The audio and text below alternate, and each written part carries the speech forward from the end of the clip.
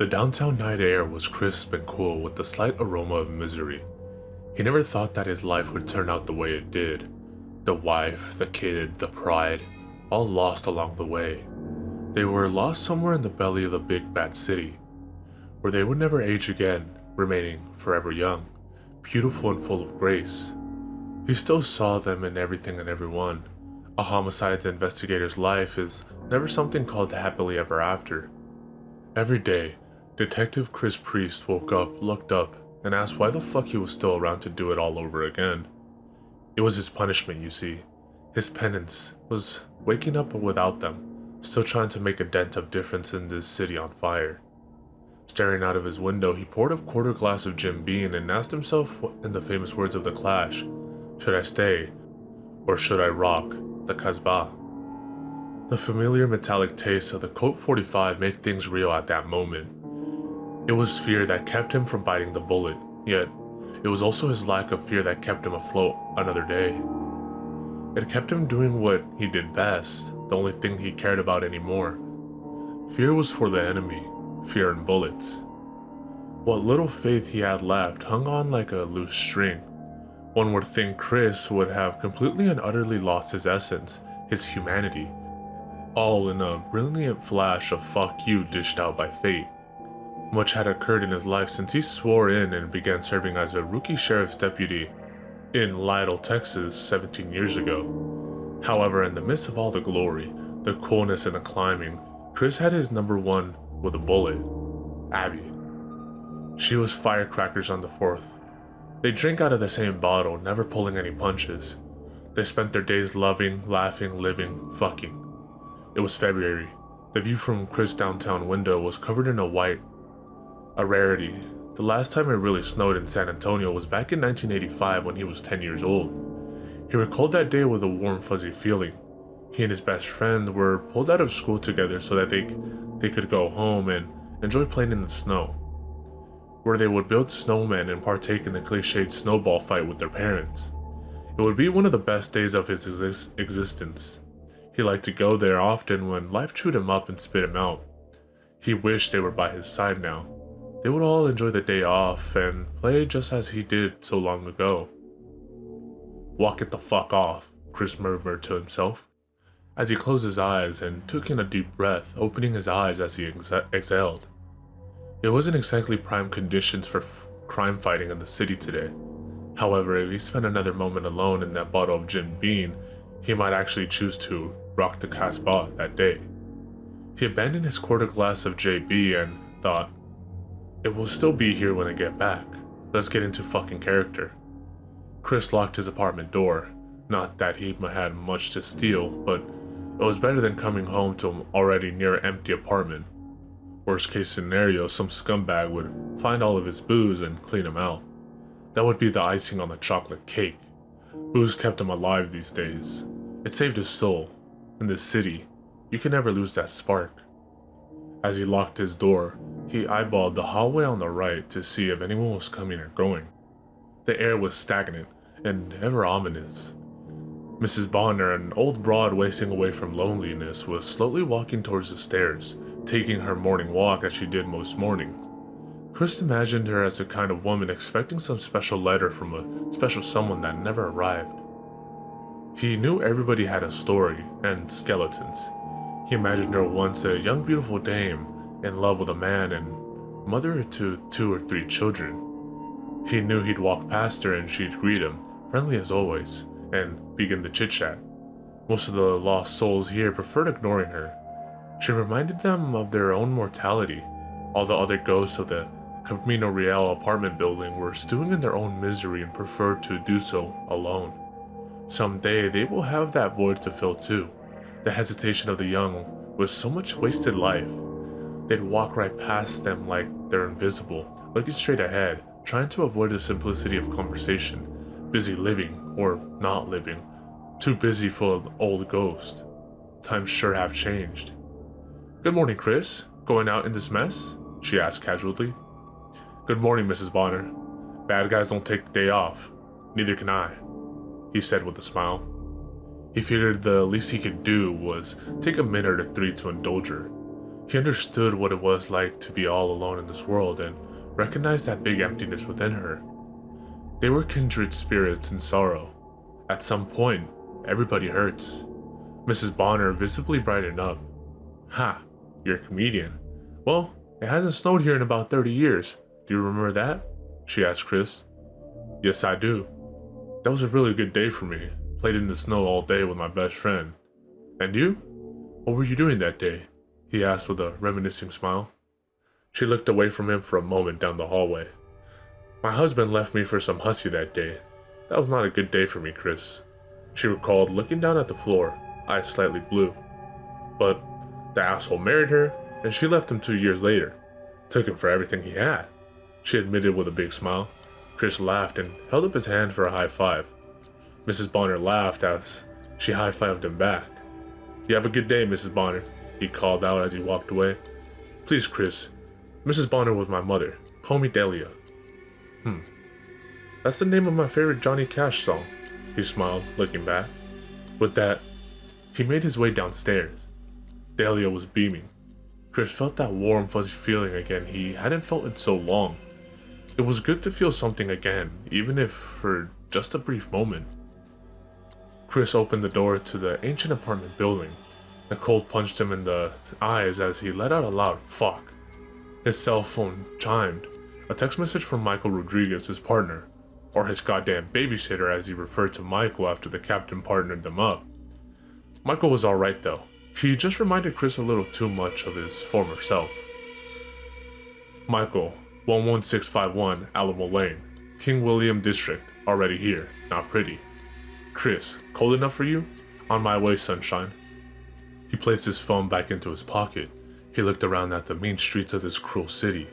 She was all covered in white. His gaze found his car, parked along the curb, a 1987 Camaro, black paint chipping away, his black sunshine. Chris bought the car from his aunt when her son died of a heroin overdose. While his family was still alive, Chris put time and money into her. He hoped his son, Connor, would one day be proud to drive her around town, driving around the dames, living the good life of a teenage boy coming into his prime. Connor would help his dad with minor repairs and modifications on the Camaro from time to time. She was their special project. It was the only time they had anymore, usually on the weekends. However, a detective is always on call. He kept Miss Sunshine because she reminded him of the happy times with his son. Connor was only 13 when he departed from this world. The Camaro was Chris's only baby now. He walked over and brushed off some of Mother Nature's blow only to find most of the car was covered in ice. He would need to let her warm up for a while.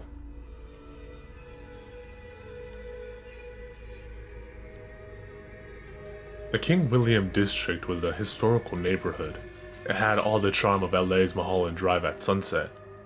Chris walked up to the beautiful Victorian home, nestled deep within the cozy, well-to-do suburb. The scene was taped off. CSI was in and out of the home. He made his way to a large, covered wooden porch. The outside stucco walls were covered in thick green vine. Dormant, snow-covered bougainvillea vines surrounded the outside property line. The lot in general was immaculate. Someone put a lot of love and money into its overall look and upkeep. Chris carefully walked up the steps and under the yellow tape to meet Michael at the door. Hey, good morning, old man, Michael commented upon seeing Chris make his way carefully up the steps. Good morning, young Padawan. Chris responded to Michael, who was 10 years his junior. Chris was a mess, but Michael thought the sun shined out of his ass. Though he'd never admit it, he'd rather bust Chris's balls. He learned a few things from his mentor over the past 2 years. Things that have saved his skin more than once. Michael smirked at Chris and began with the rundown. The medical examiner is inside. We got a 1 Max von Drac, Caucasian male, age 68. His throat was slashed, his eyes gouged out, and placed in his mouth. It appears it was done while he was still alive. He bit down on them. The Vic was also clenching a lemon in his right hand. He squeezed the shit out of it too. Chris, being the smartass he was, couldn't resist. You don't think he was making lemonade, do you, detective? Really? That's just wrong, man. Michael said with his eyebrows raised. Anyway, he also has something carved into his left arm, linked to a website. I took a pic and already checked it out. It's linked to a horror fiction website called Creepypasta. Creepypasta? What in the fuck is that? Chris asked with an expression like he just smelled something rotten. Michael raised his eyebrows. Yeah, Creepypasta.com. It's a horror fiction website where writers post all kind of short horror stories. It has quite the cult following apparently. The link is to a story called A Tale of Him Holding a Lemon. Chris laughed. You fucking for real? He shook his head and looked at Michael right in the eye. Well, take me to the stiff. The SAPD detectives made their way inside the lovely home, which would likely sell fast on the market regardless of the crime. The hallway led to a large living room, finished in a nice oak. Dark polished wooden floors, bookcases, and a china cabinet rested against the old walls. On a large blood-soaked Persian rug lay a man in a blood-covered yellow sweater vest, white dress shirt underneath, and black slacks. His shoes had been removed. He had a gray mustache and wavy hair. He looked to be small in stature, about 5'6". His eye sockets were empty and bloody. Blood covered the areas of his mouth and neck. The long cut on his throat was apparent. His left shirt sleeve had been rolled up and the link to the story was indeed carved into his forearm. The wounds on his arms had begun to dry and scab over, making the carvings even more visible. What kind of monster would do this to an old man? This city and its fucking scumbags, always on duty. Doesn't look like the work of a button man or a burglar. Looks personal. Anything taken? Chris asked. No. It appears that the killer, or killers, wanted the attention to be focused on the killing, Michael replied. Do you think there was more than one killer? Chris asked over his shoulder. Not sure. We got CSI running tests. He hasn't been dead for too long. Livor mortis is set in. Next of kin? Someone has to pay for his burial, Chris asked. None yet. By the looks of things, it doesn't seem like he had any kids, if you know what I mean. Michael pointed at a framed picture on a bookshelf of Mr. Von Drack kissing another older man. He was a daisy. Okay, let's get the patrols interviewing neighbors. Michael, take this photo and make your way around the gay bars tonight, Chris ordered. Aw, shit, Michael protested. Chris looked at Michael and smiled. Hey, grunts do the legwork. You know this. Sonny boy. Besides, the daisy in the photo is our prime suspect at this point. Chris located Mr. Von Drack's cell phone and did a search. Okay, I'll start looking for his next of kin.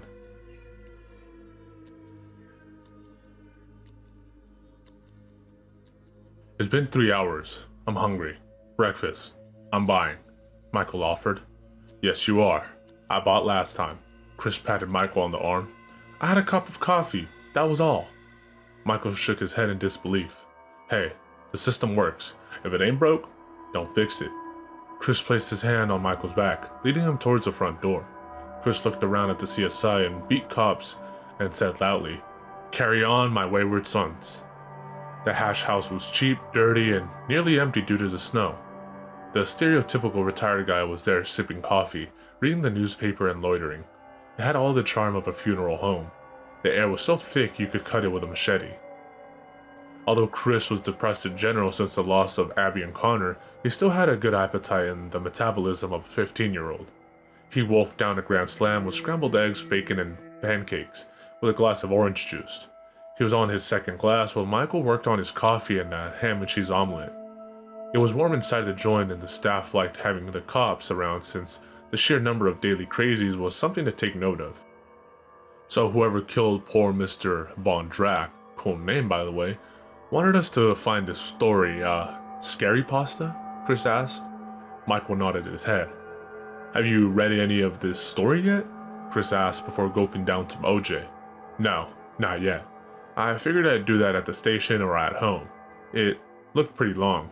The guy who wrote it, Andrei Borislava, lives in Detroit and is originally from Bulgaria. He's here on a student visa, Michael informed Chris. Well, let's read it and give him a call. I'll leave the tip, said Chris. Hey, how's Carol and the kids? He asked as he reached into his wallet and pulled out a $5 bill. Michael sat up from the booth and put on his beige trenchcoat. They're good. Mickey started crawling yesterday and Ava loves kindergarten. Carol's good. He nodded. That's good. Hey, you spend as much time as you can with those little rugrats. They grow up fast, Chris said as he placed the open 5 under his glass. Hey, why don't you go home at lunch and spend it with Carol? I'll go back to the station and read the story. Just text me the link. I'll fill you in on the cliff notes later, Chris insisted. Yeah, okay, thanks man. Michael thanked Chris's kind gesture. He felt pity for Chris, everybody did. Every day they saw every form of violence under the sun. Shooting, stabbing, suicide, strangulations, decapitations, rape. Yet other cops couldn't imagine, didn't want to imagine, losing their family to the darkness of the streets. Chris Price had been that cop who had the big prize. Then in a brilliant flash, he lost what was most important. The spark, the fire, that which kept him from losing his marbles after seeing all the ugly that he had seen, his saving grace. Chris sat in front of the dinosaur of a computer monitor. Curiosity piqued. He shared a dark, damp office with Michael towards the back of the station. It was out of the way, just perfect for Chris. The door was closed. He didn't want any interruptions. The time was now 1:49 p.m.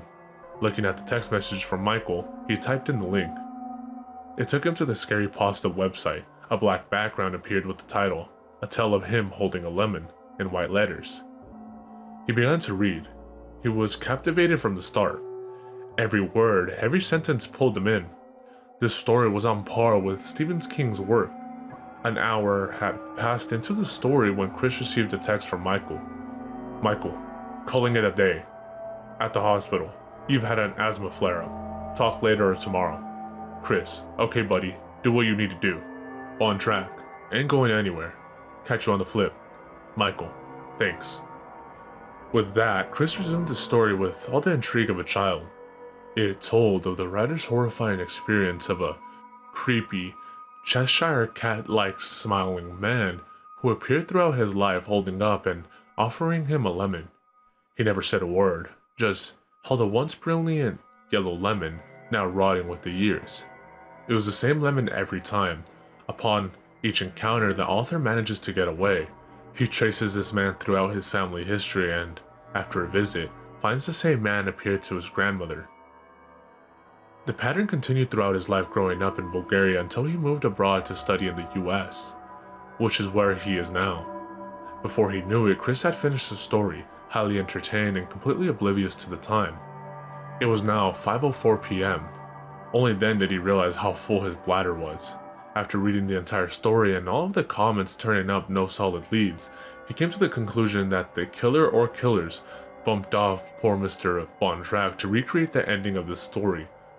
But why? He would start with the scribbler. Hey, Mary, how's it going, dear? I'm fine, just burning the midnight oil. Listen, I have a lead I want to contact, but need a trace. He's a Bulgarian national living in Detroit on a student visa. His name is Andrei Borislava. Right, that's Andrei, A-N-D-R-E-I, Borislava, like it sounds. B-O-R-I-S-L-A-V-A. Yeah. How soon can you have it? Yeah? Good. Thanks, sweetheart. You're a doll. I'll be waiting in my office. Michael wiped away the dream dust from his eyes. All he wanted was just a few more hours sleep, but knew that if Chris could manage to wake up every day and pull himself out of his stupor, so could he. At least he still had his spark, his reason for it all. In the Mexican culture, family is everything. He turned his head to his right, where his wife Carol was sleeping in peacefully, gracefully. The way the light hit her face and shined off her hair was poetry. He was dizzy with his dame. He turned towards her and kissed her on the forehead, placing his left hand on her hair, caressing the wavy black locks. He turned back and reached over, picking up his cell from the nightstand to check the time. 7:24 a.m. He unlocked the screen and began to text Chris. Michael, good morning. Breakfast? You're buying. Chris, sure. Usual spot, 8:30. I'll be the dapper one in the leather jacket. Michael, you mean the leather miniskirt, right? Chris, nice comeback. I got intel on the Von Drack craze. Catch you on the flip side, amigo. Michael opened the glass door of the hash house and walked through. It looked like a retirement home dining room.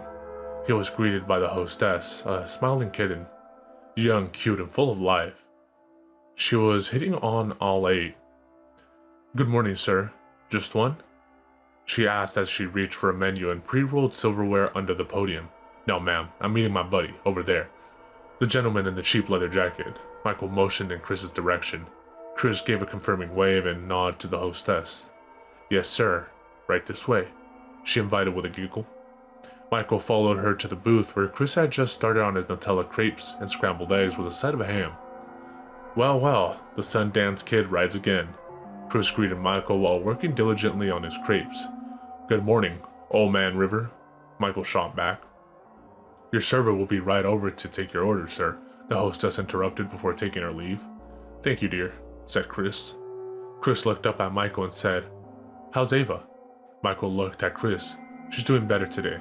Gave us quite the scare." "Yeah, glad to hear it. Listen, don't feel bad I took over for you last night. I tracked down and spoke to Borislava. Heard the story too. It was good," Chris explained. "He had an alibi. He's in Detroit. He seemed horrified that somebody would have linked his pasta and used his..."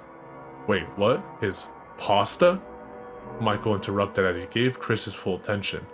"Yeah, that's how they refer to the stories." "What?" "Don't give me any grief. They're good. I like them," Chris said as he looked Michael in the eye before taking another bite of his ham. "Anyway, he wanted to take the story down and I told him to leave it up. It may draw the killer out again and we might be able to track his IP address. I also took Von Drack's photo around the ferry clubs and after I spoke to Borislava." Michael began to laugh. "You actually went to the gay bar? So, did you get lucky?" Chris now had an annoyed look on his face. "If you mean did I ID the Nancy boy kissing Von Drack, then yes I did, Watson. Several people confirmed his identity and current whereabouts," Chris retorted. "No shit. Who is he?" Michael was intrigued. "He is one Johnny Aguilar, 54, a retired U.S. Air Force staff sergeant and recently deceased. 8 months ago, heart attack," Chris answered. He was now halfway finished with his breakfast. Just then, a tall, wiry man wearing glasses approached the table to take Michael's order. "Good morning, sir. My name is Abel. I'll be taking care of you today. What can I get you to drink?" "Yes. Coffee. Black. And I'll have the oatmeal with mixed fruit," Michael replied. The waiter repeated Michael's order and disappeared into the kitchen. "So, the autopsy results won't be in for 72 hours. Our only lead now is going back to the station and researching the Creepypasta website. See if the killer has posted anything new on there, bragging or whatever," Chris suggested before gulping down the rest of his tall glass of orange juice. "Yeah, sounds like a plan, man. So, how did it go at the gay bars? Anyone try picking you up?"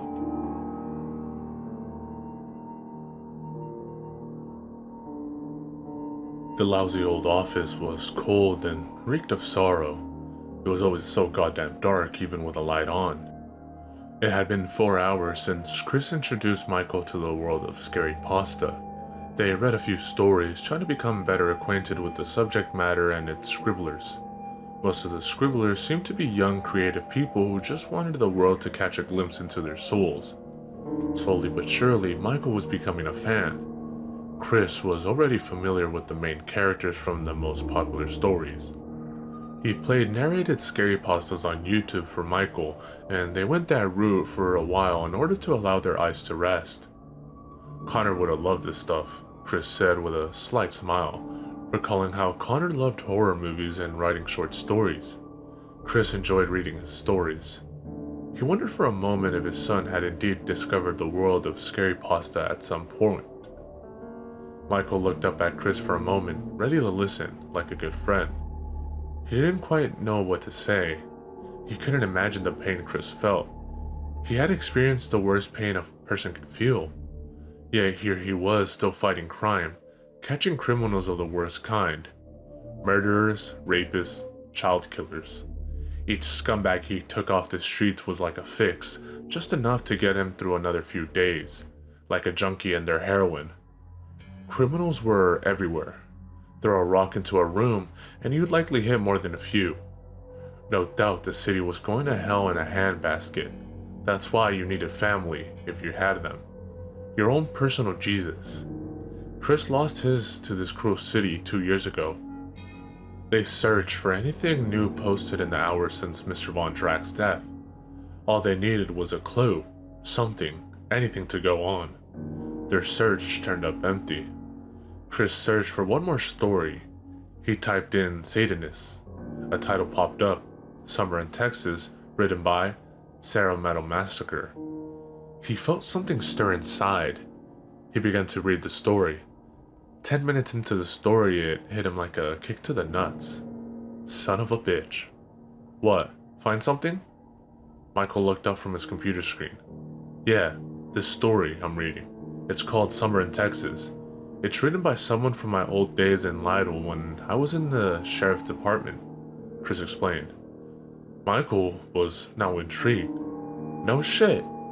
Chris began to explain. Yeah, about 15 years ago I had been a deputy for about 2 years. It was right before Abby and me were married. Yeah, that's right. What was his name? Alan, Michael interrupted. Yeah, Bobby Allen, Chris answered. Is he still around? Michael asked. Yes, he still lives in Lytle. He retired after a heart attack. It's a wonder he didn't go too when Abby and Connor passed, Michael said, staring at the wall. You ever go and see him?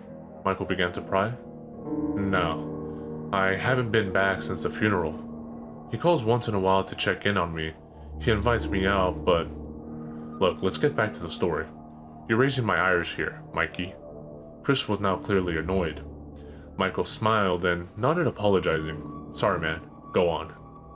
As I was saying, 15 years ago we got a report from 2 local kids, Joey Mayer and Jason Pruitt. They were just kids, 12 or 13. A new family had just moved into an old abandoned house up on East Prairie Street. Everyone called it Dead Man's Curve due to the high number of automobile fatalities over the years. It led up to a large hill where the family in question moved. They had this daughter, 12 years old, and from the get-go there was something off about them. They dressed in raggedy old clothes that looked straight from the turn of the century. The boys came to the station one day claiming that they had made friends with the girl, and that morning she had bruises all over her arms. They asked us to check it out. Well, after heading up there, we questioned them, asked if we could see their daughter. They claimed they had no daughter, just an infant son who died shortly after birth. We asked to search the premises. They refused without a warrant. When we went back to inform the boys, they said that the girl, Sarah, claimed she had an older brother named, Jimmy Lee, that lived there with them. That's the name the couple gave for the deceased infant. We went for the warrant immediately. Meanwhile, one of the boys had developed some sort of romantic relationship with Sarah. Joy, I think it was, the chubby one. They had taken it upon themselves to try to rescue her. Their plan was simple. One hid behind the trash cans while the other threw rocks at the window and shouted from the driveway. As the couple went outside to confront and give chase, the one hiding, Joey, would go in and rescue Sarah. It didn't quite plan out that way. We got there just in the nick.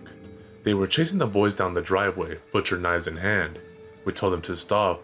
When they refused, we shot them dead in there. I went inside to check on Sarah. She had been hog-tied, gagged, laying on a black tarp. The parents had dug up a corpse from the cemetery and sat it in a chair. A satanic Bible was on the sofa. The parents had belonged to some backwoods satanic cult in Travis County and had fled after some trouble there. They were planning to sacrifice the girl. Turned out, after an investigation, they had kidnapped her as a baby and murdered her birth parents and raised her. She got treatment, adjusted, and was introduced into society. And now, apparently writing. And from what I've read, she's quite good at it. She's one of the most popular writers on Creepypasta.com. All of her stories are narrated on YouTube. Small world, huh? Wow, man, small world indeed. Michael responded with a surprised look. He thought for a moment, then looked up at Chris. Hey, do you know if she's a local now? Maybe she can give some insight on finding the killer, like a consultant, he suggested. Chris stared at Michael for a moment, then looked off to the right. I don't know. That's a damn good idea. Glad I thought of it. Well, what are we waiting for? Michael asked with the excitement of a child. I think she goes by another name now. I can't remember what, though. Damn it, my father-in-law would know. She moved back a little while after that, lived with a foster family who eventually adopted her. We were gone by then. We got married and I got the job with SAPD. I guess I'll call him up. Here, why don't you get familiar with it while I call Bobby? Chris said hesitantly, not wanting to face the ghosts of the past. Bobby Allen was the one person Chris couldn't face. He was more than ashamed. Chris wasn't worthy of facing his mentor. He gave her away at their wedding. He trusted Chris with his daughter's life and he failed them. Now he was minus a daughter and a grandson. He knew Bobby was hurting. He looked up to the ceiling and shook his head, saying, "You're killing me softly here." Michael took the hint and stood up from his chair. "I'm gonna go to the can, grab some coffee. You want anything?" Chris searched through his address book on his cell and briefly looked up to Michael. "No thanks, I'm good." With that, Michael took his leave and closed the office door behind him. It was the courteous thing to do and Michael was raised right. He thought for a moment about how difficult this call would be for his partner and friend. Chris was damaged, but still, a good friend and a good cop. He knew that Chris had his demons to chase. It was likely a chase that would never end, not until someone popped him and stopped him in his tracks, or unless he offed himself. He would likely feel the same way if he were in his shoes, but who knows, right? It was Mike Tyson that said, "Everyone has a plan until they get hit." Bobby. "Hello?" Chris. "Hello, Bobby." "Chris, is that you, son?" "Yeah, it's me. Been a while, I know." "Yes, sir, it sure has. How are you, kid?" I'm getting by. Still fighting the good fight, you know? And you?" "Well, I'm doing okay. Just trying to keep busy around here. Mona always has something for me to do." "That's good. Now, Chris, is this a social call? You coming out to Lidl? Mona would be real glad to see you, son. So would I." "I'd like that, Bobby, but, listen, you remember Sarah Campbell?" "Sarah? Yeah, I do. She goes by the name Chloe Marks now. The Markses adopted her. Lives in downtown San Antonio, last I heard. Why? What's going on?" "It's a long story. I'm trying to locate her. I'm thinking I can use her as a consultant in a case I'm working on. So far, no real leads in the case." "Huh. Well, she visits her folks from time to time. Haven't seen her in a while, though. Last I heard, she was writing. I must say, you got my curiosity piqued now." "No kidding. Well, it's a homicide done in a ritualistic manner. The Vic had a web address carved into his forearm. It's to a horror fiction website where writers post their stories. The killer recreated a popular story from the site when he murdered the Vic. Funny thing about it is, in researching various stories on the website for any leads, I came across a story written by a Sarah Meadow Massacre, a story that tells of her case, written in the third person. She even has us in it. Name slightly altered, of course, but it's us, Bobby. It has to be her. You said she's a writer. Well, there you go." "Well, I'll be damned. I think I'd like to take a look for myself. What website is this?" "Scarypasta.com. What?" "Scarypasta.com? What's the name of the story?" "Summer in Texas." I'm writing it down. Summer in Texas. Scarypasta.com. Okay. Thanks. And hey, Chris, I meant it when I said we'd love to see you. You're our family. Open invitation. Thanks, Bobby. I just might take you up on that. It's real good to talk to you again. Thanks again for your help." "Anytime, kid. Take care. Bye. Well, see you, son." Michael opened the office after a nice long break. Chris greeted him as he opened the door with, "Okay, got it. The name she goes by now is Chloe Marks. She lives here in San Antonio, downtown of all places." Michael looked at Chris and nodded his head. "Well, that's a start. Let's check it out." Already did the background check on her. She lives a few blocks away from me on South Floors. That old building that's supposed to be really haunted," said Chris. He now showed a glimpse of that old spark just for a second. "Every building in downtown San Antonio is haunted. You ever been on one of those ghost tours? They were actually pretty fun," Michael said, remembering how much he and Carol and the kids enjoyed it when they went. "Yeah, once, when Connor was 11. He liked all that stuff," Chris answered, trying his best not to go to that dark place. That was private. He did that shit alone, with a bottle and a 45. Michael stared at him, regretting his question. He broke through the awkwardness with, "Yeah, well, no time like the present, right? Whose car are we taking?" Chris quickly snapped out of his stupor and smirked at Michael, saying, "Miss Sunshine, my friend. Miss Black Motherfucking Sunshine." With that, the storm was calm for the moment and all was well again. The snow was making a comeback all around San Antonio. The darkened downtown streets were nearly empty. The whole city acted like it was Armageddon outside every time there was the slightest sign of a freeze, much less snow. Miss Sunshine's roar echoed throughout every block she passed. Chris used to treat her with kindness and respect. Now, he liked to take chances with her. Sometimes he actually raced some of the street punks with their Hondas and Mitsubishis. It was all for the thrill. He liked feeling something again, something other than the constant pain that resided within his soul. As they turned onto South Floors, the street was illuminated by old rustic street lamps. Down a dark alleyway, a fire glowed up from an old oil drum, warming a band of the city's lost children. Chris slowed the Camaro to a stop at the alleyway. The group of transients looked up and recognized Detective Priest's car. Chris was a softy at heart, especially when it came to the homeless. He and his mother were homeless for a very short time when he was 9 years old. It was only for 5 nights, but he would never forget what it was like. He remembered his mother trying to beg for change in order to get Chris something to eat for the day. During that time and the time afterward, they were like gypsies, moving from place to place.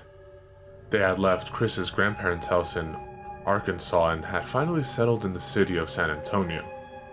Michael motioned to the group to come to the car. The group of 4, 3 older men and one maybe around 30, walked over to Miss Sunshine with their hands in their pockets. Michael rolled down the window manually. "Evening, fellas." Chris leaned in and addressed them.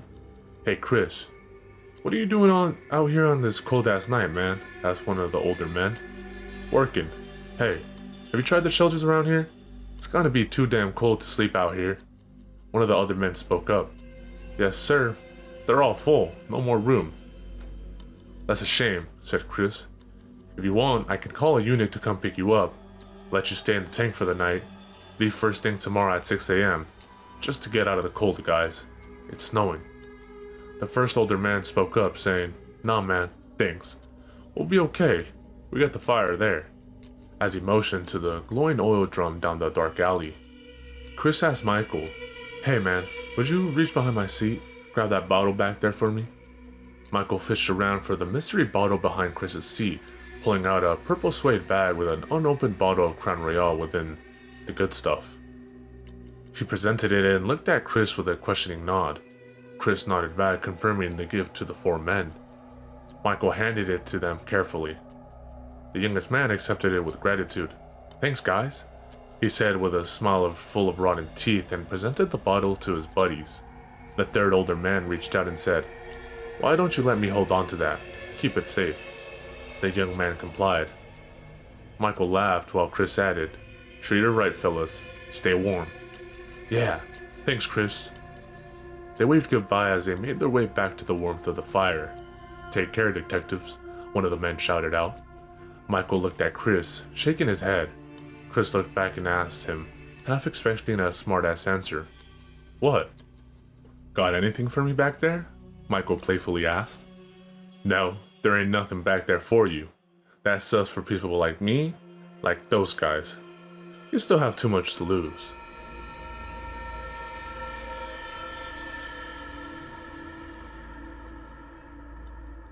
The ancient apartment building was somehow still standing after about 100 years, though it was mainly preserved for its historical value. The rent was high, but it was definitely worth it to those who preferred to live in such a lovely building. The apartments were large, roofs high.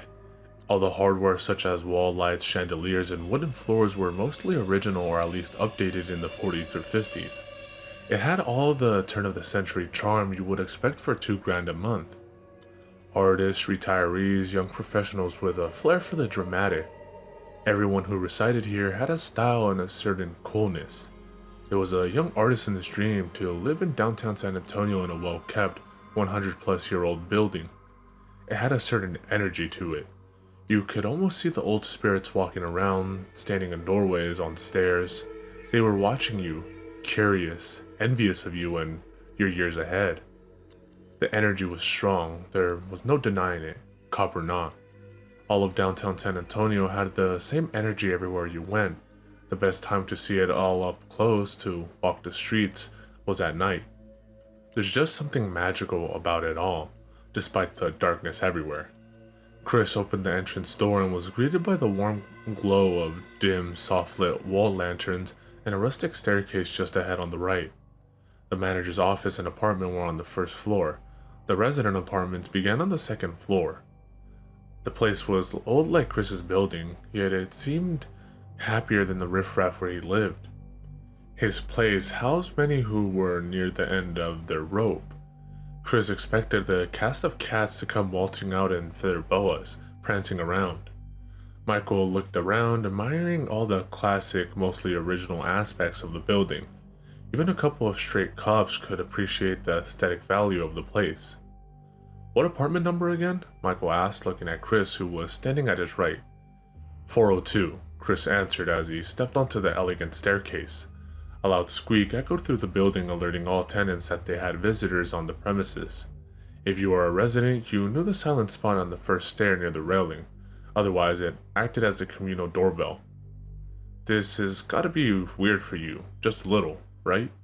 Michael asked Chris as they walked up the squeaky stairs. "Yeah, maybe a little. But think of how she'll react when she finds out who I am. Talk about old ghosts," Chris said as he cleared the first staircase. Michael imagined what Chloe Marks looked like. He tried to picture her in that house, and Chris as a young deputy walking in, pistol drawn to rescue her. He wondered if she would remember Chris.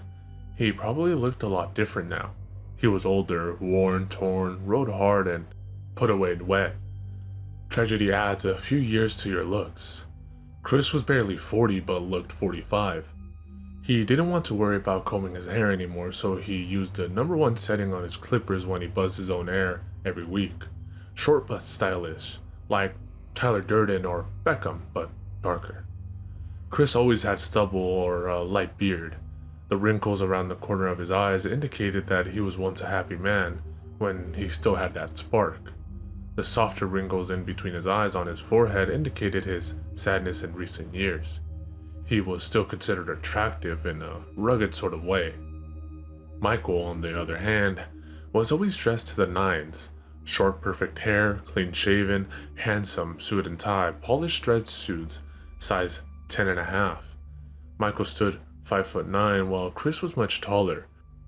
They were quite the odd couple when out and about. Regardless, they somehow clicked. "You know, I'm actually a bit nervous for you, man. This is kind of exciting. Like those reunion shows. Too bad there's not a camera crew to film this," Michael said with a slight laugh. Chris nodded his head as he continued to walk up the second flight of stairs leading up to the third floor. "He's here all week, folks." Michael laughed. "Almost there, old man." "Old? I'll show you old," Michael said as he began to run up the last flight of stairs leading up to the fourth floor. Michael tried to catch up, but Chris, being taller, took longer strides, skipping a few steps in between. Michael's laughter echoed throughout the building. A few tenants on the fourth floor poked their heads out to see what the ruckus was about. Chris called out, reassuring them, "Don't worry, police," he said, trying to keep his laugh inside. Michael finally caught up with him on the fourth floor. The tenants returned to their apartments. "You okay?" asked Chris. "Yeah, I'm fine," said Michael, panting lightly. "Catch your breath and get into character. We don't want her answering the door to a guy panting like a pervert," Chris told Michael. Michael, catching his breath, looked up at Chris laughing. "Fuck you, dude." Chris laughed at his comeback. He nodded his head to the first door on the right. 402. That's her. Let's get into character, he said as he lightly backhanded Michael's shoulder and took a few steps over to the old door. Michael followed. They looked at each other, trying not to laugh and trying really hard to get into cop mode. You gonna do the honors? Michael asked. Chris knocked on the door with a loud "police" knock.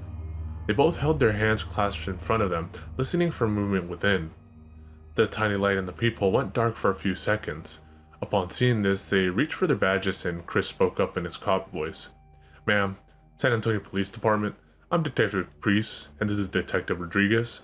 We'd like a moment of your time. Regarding? A young woman's voice asked from behind the door. Ma'am, are you Chloe Marks, who goes by the screen name Sarah Meadow Massacre on Scarypasta.com? Chris asked. She didn't answer. The sound of the chain lock unhinging from the door followed. The other two locks unlocked as Chris and Michael looked at each other again, ready for anything. A young, attractive blonde-haired woman opened the door. She was wearing a Queen t-shirt and maroon sweatpants. She was pretty, but looked like she could handle herself as push came to shove. Yeah, that's me. What's this about? She questioned, not recognizing Chris. Miss Marks, we're currently working on a case that has a connection to the website Scarypasta.com. We think you may be of some assistance, Chris answered. Chloe strained one eye, focusing on Chris. I know you from somewhere? Chris looked at Michael, who was now trying to hide his smile. Turning back at Chloe, he said, Yes, you do. From Lytle. I was the much younger deputy at the time who assisted in your rescue. Chloe's eyes widened with a look of shock. Oh my God, I knew it! There was an uncomfortable silence between them. Michael broke the ice. Miss Marks, may we come in and discuss this in private? Chloe snapped out of it, looking at Michael. Sure, come in. She opened the door fully ajar and stood against the wall, clearing the way for the detectives. Suddenly, recalling she had a few clothes lying around, she said, Sorry for the mess. The maid has the day off. Oh, don't even worry about it. You should see my place, Chris said, helping her save face. They made their way into the living room and waited for Chloe to invite them to sit down. Have a seat, guys. Can I get you anything? She asked, trying to play the good hostess. No thanks, we're good, Chris answered as he and Michael sat down on the brown leather sofa. Wow, you have to forgive me for my reaction, Detective. It's just that, well, it's strange seeing you again. I mean, you obviously know who I am and have read my story, she asked Chris. Yes, we have, he replied. I'm not in trouble for writing it, am I? I mean, I changed the names of everyone involved. Chloe was apprehensive. Michael answered before Chris could open his mouth. No, not at all. Like you said earlier, we are working on a case that's related to Scarypasta.com. What does this have to do with me then? Chloe asked them. The reason why we're here rehashing old memories is because there was a murder a few days ago in the King William district. It's been on the news. Male, age 68, murdered in his living room. Chris asked, inquiring if she knew about it yet. Chloe, now with a suspicious look, said, Yeah. Well, what we didn't release to the public is that the victim's eyes were removed, placed into his mouth. His throat was slashed and he was holding a lemon, and a link to Scarypasta.com was carved into his forearm. It was to the story of him holding a lemon, Chris explained. Wow, that's crazy. You don't think I had something to do with it, do you? Chloe asked with a concerned look. No. We need assistance from someone local who knows the Scarypasta world, a consultant if you will. You will get paid for your time. We can get a court order excusing you from work. It's your chance to use your expertise to help catch a killer. Chris had made an attempt at sweetening the deal and appealing to her pride.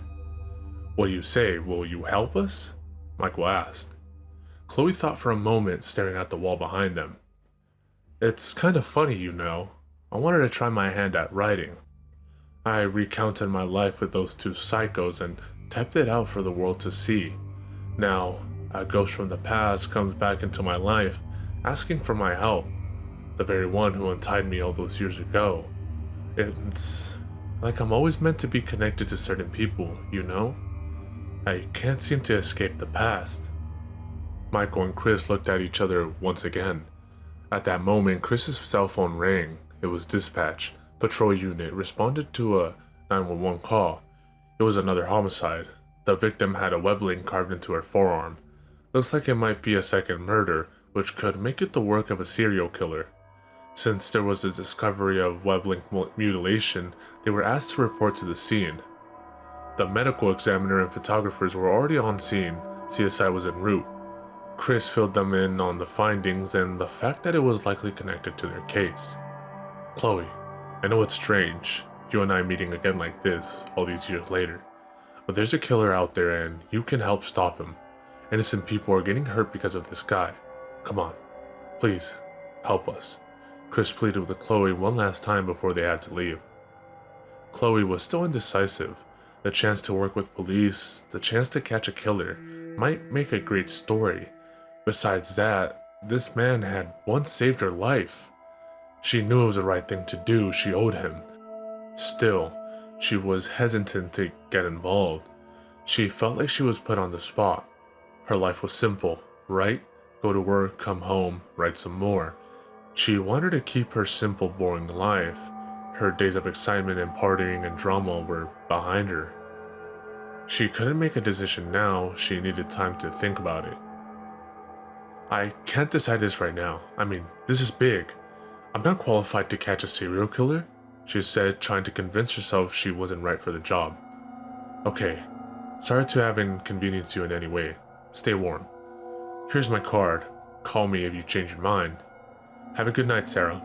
Chris called her by the name she went by so many years when he saved her life. He was laying on the guilt something thick. Michael opened the door and waited for Chris to follow. Chris, you gotta go, man. She's not gonna help us. This was just a big waste of time, he said, shaking his head. Chris turned around and made his way towards the door, disappointed. As he exited the door, Michael gave one final look of disappointment at Chloe before following Chris. He didn't even have to speak. His look said, "Shame on you, you ungrateful little shit." Chloe shut the door behind them slowly. Michael spoke a few comforting words to Chris. Sorry, man, you tried. No chick flick moment for them. Chloe's help could have been tremendous. She could have provided them with some great insight on the killer's methods, his reasoning, his way of thinking.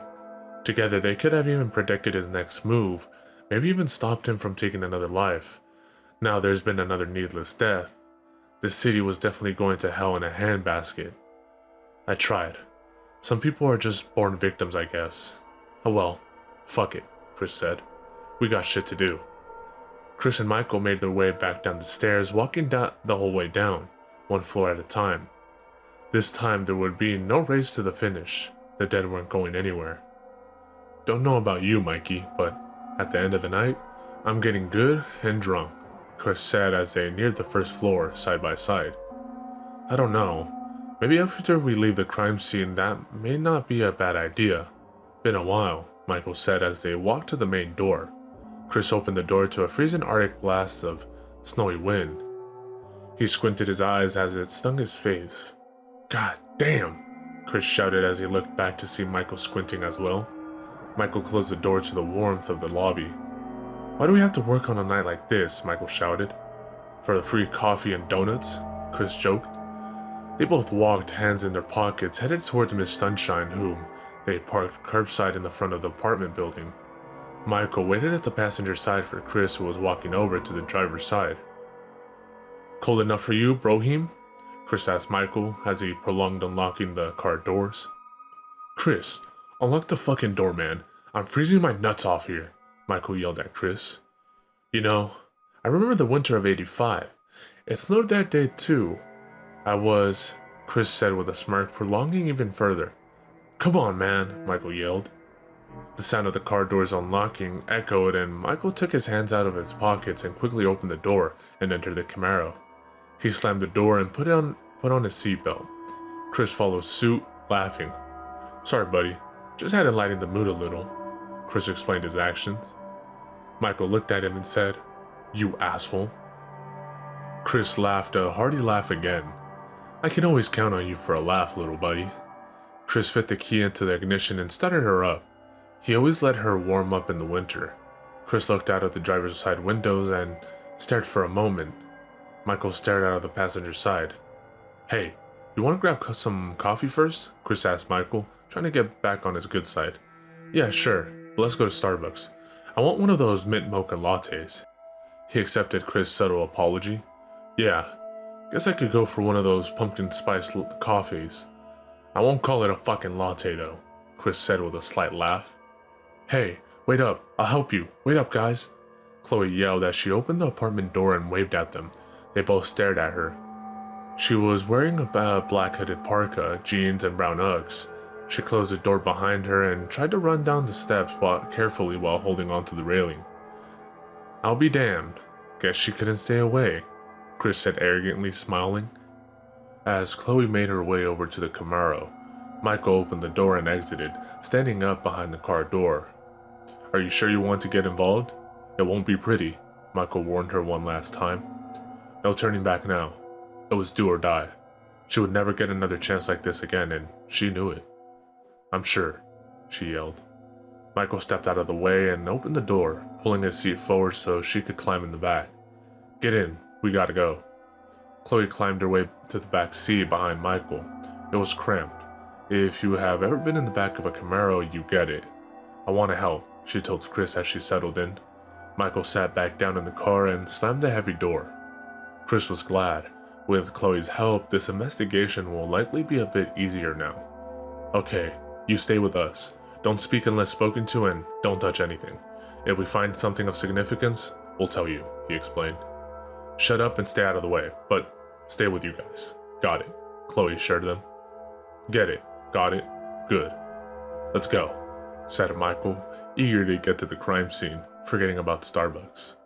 With that, they departed for the crime scene at the edge of downtown, this time on the poor side of the tracks. It wasn't too far from Chloe's elegant abode. So, Chloe, what do you do for a living nowadays? I mean, hard to make a living as a writer. Chris made small talk with Chloe to calm her nerves. I work in mortgage fulfillment. I help people trying to get a home loan, nothing to write home about. It pays well, but as you may know by now, writing is my true passion now. I never knew I'd be good at it. It's actually pretty easy for me, she said, finally relaxing in the backseat. That's good. Never had the patience for writing myself. We write a lot of reports. They have to be perfect for the DA when they're used in court. A lot of editing, descriptive details. I do enough of that shit already, Chris said, trying to justify why he never got around to writing. But you see, that's precisely what you are doing. You are writing. I mean, with all you've seen, you could write several novels. Just take bits and pieces from cases and jumble it all together. Boom. You have the makings of a novel. You should try it sometimes. I'm sure it could be also therapeutic for someone who's seen what you have. Chloe went on about writing, trying to convince Chris he had everything he needed to write. How about you? I heard you married Sheriff Allen's daughter, Chloe asked, shifting the focus on Chris. Chris was silent as he drove slowly through the snow. He looked at her in the rearview mirror. Michael looked at Chris, unsure of what was going to be said next, unsure if he should say anything. Chris took a deep breath and exhaled. Yeah, we got married. We even had a son, Chris answered Chloe, looking ahead at the road. Oh, sorry. You guys divorced? Chloe asked, sensing some sort of underlying issue there, unaware of the awful truth. Something like that, Chris answered her, still keeping his focus on the road. Michael looked out the window, biting his tongue. He knew Chris could handle it, though. Sorry, Chloe said in a hushed tone as she looked away from Chris and looked out of the window at the storm and warm glowing streetlights. The memories from so long ago came flooding back. She was so young and naive. She had been taught that the world was an evil place. Those scumbags were now on the ground somewhere, but their ghosts seemed to haunt her still. She recalled suffering many cruel and unusual punishments at the hands of the fiends posing as her parents. In time, she became numb to it all. The only time she ever felt anything was the rare occasion she got to see, much less talk to, other people. Those two crazy kids, Joey and Jason, had changed that for her though. They had been her only real friends up to that point. She still kept in touch with Jason, but that's another story. The car was silent except for the reports on the police radio. Chloe thought it was cool to listen to. Upon studying Chris, he had indeed aged. He was still good looking, but he was no longer that fresh-faced young 20-something-year-old. Life had caught up to him. She looked down at the empty seat on her left. There was an empty bottle of Jim Beam whiskey lying all alone, used up, dried up, a temporary vice to kill the pain. In that instant, she felt sorry for him, just like everyone else. She realized now that his domestic life was likely a big part of the reason for his downward spiral. So, he's an alcoholic. Looks like his troubles run deeper than I thought, she said inside of her head. Upon studying Michael, she noticed a wedding ring. Michael was obviously younger and cute, likely a family man. Wife, a few kids, the whole white picket fence American dream. He was clean-cut, well-dressed, and seemed more put together than Chris, who was likely his mentor. So we got the older, hard-edged, experienced, tortured, brooding detective, and the young, modern, progressive, less experienced, trying to make a name for himself who will likely become chief one day detective. How cliche is that? Chloe thought. So you guys been working together long? She asked. Too long, if you ask me, Michael answered before Chris could speak a single word. He turned to Chris and looked at him with a slight smirk. Chris turned and looked right back at Michael with that same expression. Well, I've been babysitting old Mijo here for about 2 years now, and he loves every minute of it. The rapport between them made Chloe smile. She was seeing a side of the police she had never seen before. She could tell there was a respect between them. They may joke around and act like they can't stand each other, but you know it was just an act. It's how they were. They were more like siblings. Chloe remembered Chris as that young deputy and the sheriff, his mentor. She thought about how life really does move on even after you die. Life and people will always move on. So, Chloe, can you recall what Chris here looked like as a young buck? I'll bet he had more hair then. Was he always this ugly? Michael asked her as he looked over at Chris. He's not ugly, he's handsome. And yeah, he had a little more hair then. He looked happier though, Chloe said, looking at Michael. Chris shot Michael a "there you go" look. And you, Chloe, you've grown up to be quite the looker yourself. Chris repaid the compliment to Chloe. She really was beautiful. She just didn't doll herself up like all the hoochies out there. His eyes caught a glimpse at Chloe's in the rearview mirror. He quietly looked away, remembering his dead wife and son. This is kind of funny, Chloe said. What's kind of funny? Michael asked. Chloe explained the reason for her amusement.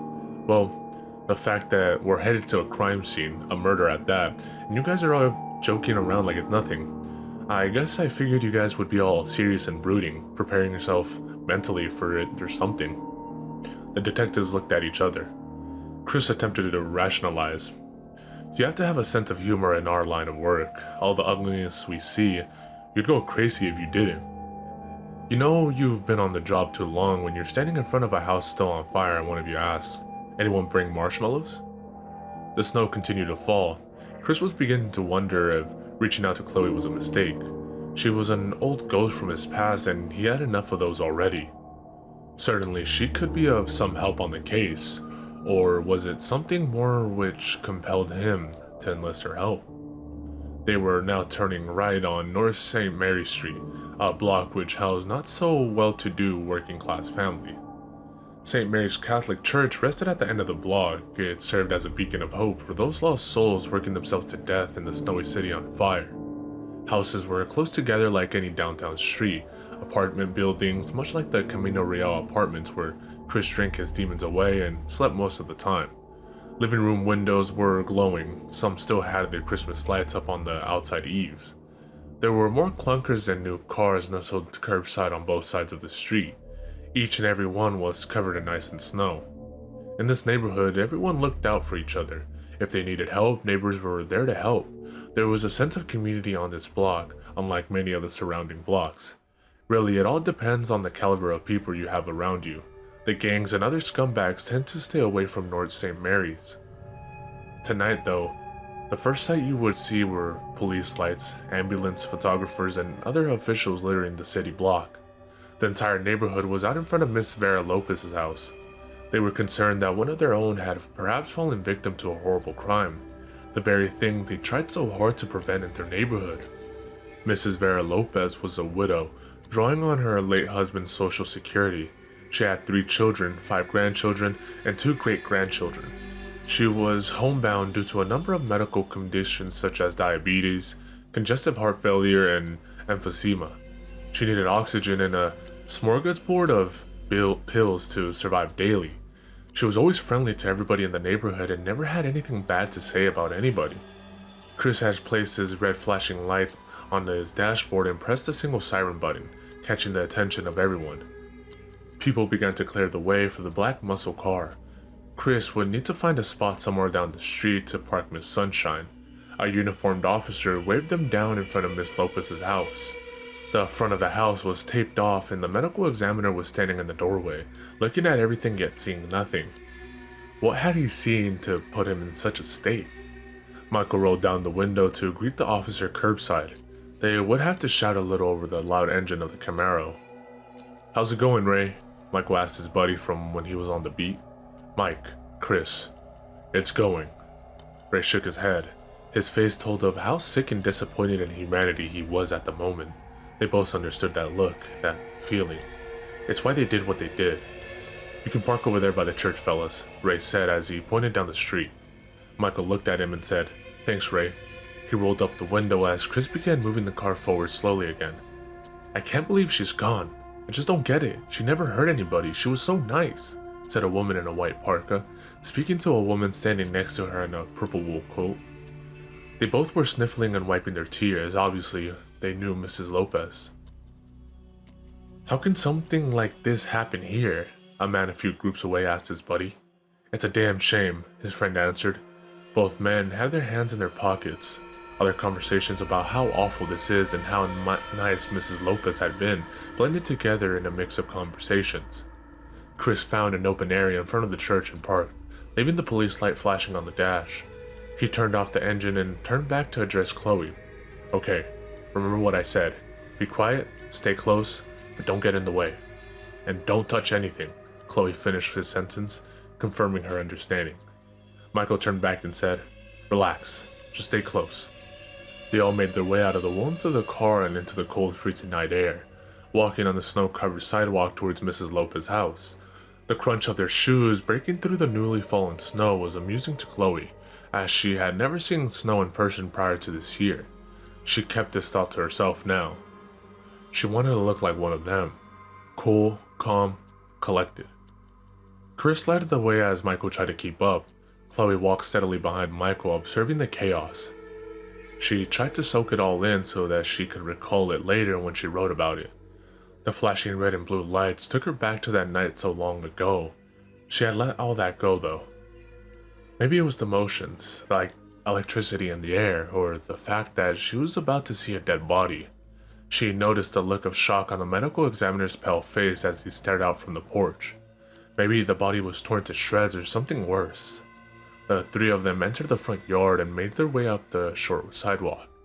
Chris's eyes met with the medical examiner. He continued up to the porch where Tony stood. "Tony, you okay, buddy?" Chris asked as he neared closer. "No, I'm not, Chris. Vic is someone I know. Vera Lopez, 75, widowed. She, was stabbed and her eyes removed and placed into her mouth. She has what looked like a web address carved into her left forearm, like Von Trapp. Chris, she was my mother's best friend. I knew this woman most of my life. She was like an aunt to me," Tony said, shaking his head, sniffling and wiping the tears away from his eyes. "I'm just glad my mother isn't around for me to have to tell her the bad news." Chris pulled out his pocketbook and pen, clicking it, and asked Tony, "Do you know of any reason why anybody would want to do this to her?" Tony shook his head. "No, she didn't have any enemies. She was just a kind, sweet old lady." Do you know if she had any contract work done recently? Or had any visitors around lately?" Chris asked. Tony shook his head, still trying to wrap his head around it all. "No, I don't know. Both questions, no." Chris looked at Michael, putting away his pocketbook and pen. "I'm sorry for your loss, buddy," Chris consoled him, slowly patting him on the shoulder. Tony looked up at Chris, dead square and in the eye. "Just find who did this, Chris. Please." Chris nodded and said, "We're gonna. Go ahead and go in now." Tony nodded his head as if giving permission like a relative would. Chris walked up the steps. Michael patted Tony on the arm as he followed Chris. Chloe gave Tony a sympathetic half smile and followed Michael into the house. As the trio entered the small house, there was chaos. CSI was around taking pictures and collecting samples, and uniformed officers were posted near the entrance and around the house. The living room was ahead on the right. Mrs. Lopez was in her bedroom on the left, lying on her queen-size bed. As they carefully walked past the officers and CSI people, the first thing they saw was a message. Written out on the right side wall in blood, it read, "Now you sleep." Chloe's eyes fixed on the message. She instantly knew what this was. They walked past the blood-riddled wall and saw Mrs. Lopez lying on her bed in a blood-soaked robe. Holes in her gown from the stabbing were concentrated around her chest. Defensive wounds covered her hands. Blood surrounded her empty eye sockets. Her mouth was slightly open, exposing the eyes inside. She had not bit down on her eyes as they were placed into her mouth post-mortem. Her left robe sleeve was neatly rolled up, exposing the webbing carved into her forearm.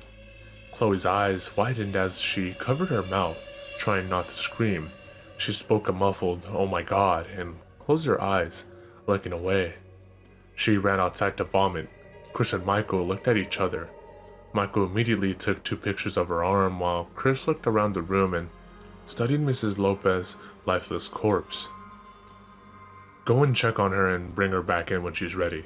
She's a consultant on the case," Chris ordered the uniformed female officer guarding the body.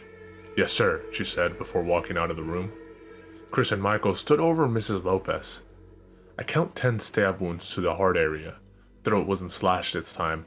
Nothing taken, no signs of forced entry. I wonder if she knew him. But why take out her eyes again and place him in the mouth?" Chris stated. Michael shook his head. Damn shame Tony had to see her like this. He looked at Chris and closed his eyes, immediately realizing his folly. Chris had to identify Abby and Connor. "I'm sorry, man." Chris's face had grown long as he stared away into his memories. "It's okay. Let's work on getting Chloe back in here." Chloe walked back into the room slowly with the female officer ahead of her. Chloe was cringing, trying not to look at Mrs. Lopez. Chris turned to her and asked, "You okay?" "I'll be okay," she answered, trying to get a hold of herself. Chris pointed to the message on the wall and asked, "Now you sleep. Do you, know this?" Chloe nodded her head, saying, "Yes, it's from a pasta called Bob the Murderer. The story goes that Bob was a teenager, around 17 or 18. He was just a normal kid when he was forced to defend himself and his sister from some punks trying to kill them. He was doused with liquor and set on fire, burning his face and all of his hair off. He was in the hospital for a while, and when he was released, he went crazy and killed his whole family. He then went around killing people he randomly chose. Just before stabbing them with a butcher knife, he would say, 'Now you sleep,' in a sort of insane, angry voice." "Yeah, I remember the title Bob the Murderer on the site, but never got around to actually reading it. And the story, are the victims always stabbed?" Chris questioned her. "Yes," Chloe nodded. "Wait, how many times was she stabbed?" 10 times. Why? Does that mean something?" Michael asked. Chloe seemed excited that she knew the answer. "Well, yeah. In the story, Bob had a set number of victims he had planned on killing before he was done. He usually left a number at the crime scene. Sometimes he would stab the person the same amount of times as the number of victims that were left, always in the heart and chest." "Why 10? Michael asked Chris as they stared at Mrs. Lopez, trying to make sense of it. "Hell, 10 is pretty high. This marks number 2. He is definitely just getting started." Chris looked at Michael and said, "Okay, go ask Tony if she had any next of kin. We got a hell of a lot of people to question. You take the left side of here, I'll take the right side. Chloe, you come with me. Mikey, call me if something turns up." "I'm on it," Michael said as he walked out of the bedroom. With that, they made their way out of the house and parted ways to question the neighbors. From the crowded street, the killer observed the symphony he'd created, blending in with the crowd. He saw Michael, Chris, and Chloe enter and exit the house. Now he knew who was hunting him. The big guy, who seemed to be in charge, was intense looking and focused. The younger, smaller guy looked intelligent and had movie star looks. The woman seemed new to the game, a rookie, although she was a knockout. He looked around once more, soaking in the aftermath, the excitement, the cold night air, and the fear put into the hearts and minds of everyone around him. He had bested this tightly lit block and their neighborhood watch program.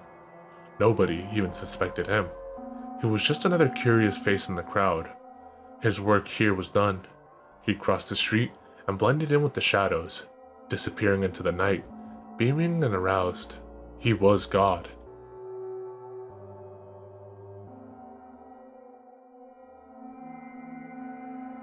Well, that was interesting, said Chloe as she, Chris, and Michael settled into Miss Sunshine and out of the cold. Interesting?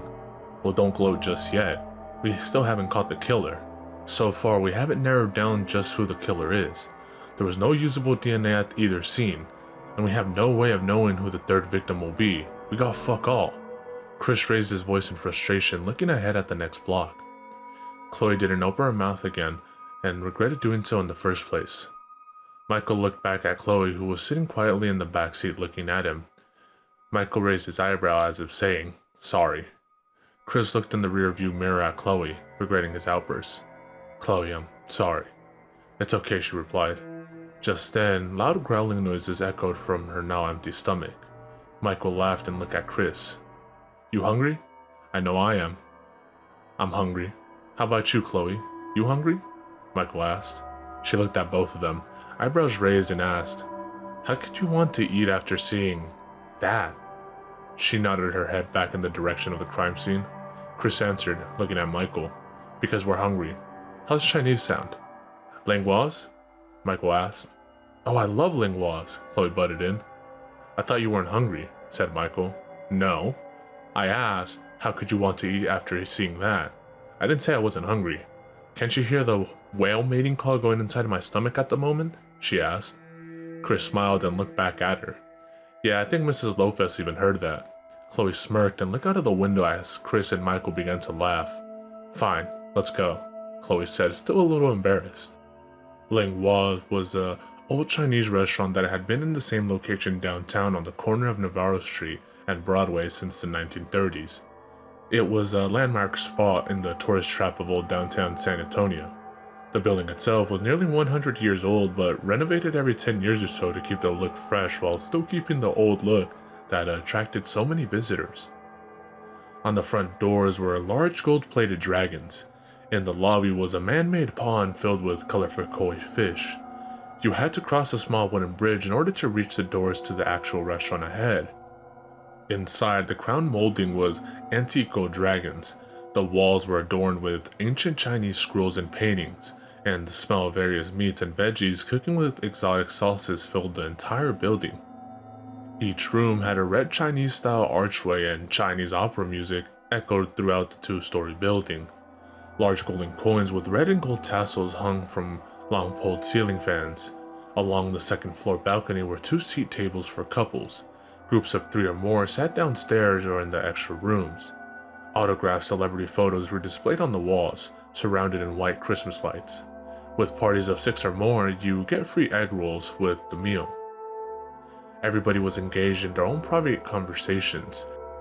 Many were loud, so Chris, Michael, and Chloe were okay with discussing the details of the case while stuffing their faces with the bold, colorful flavors of Lingua's amazing cuisine.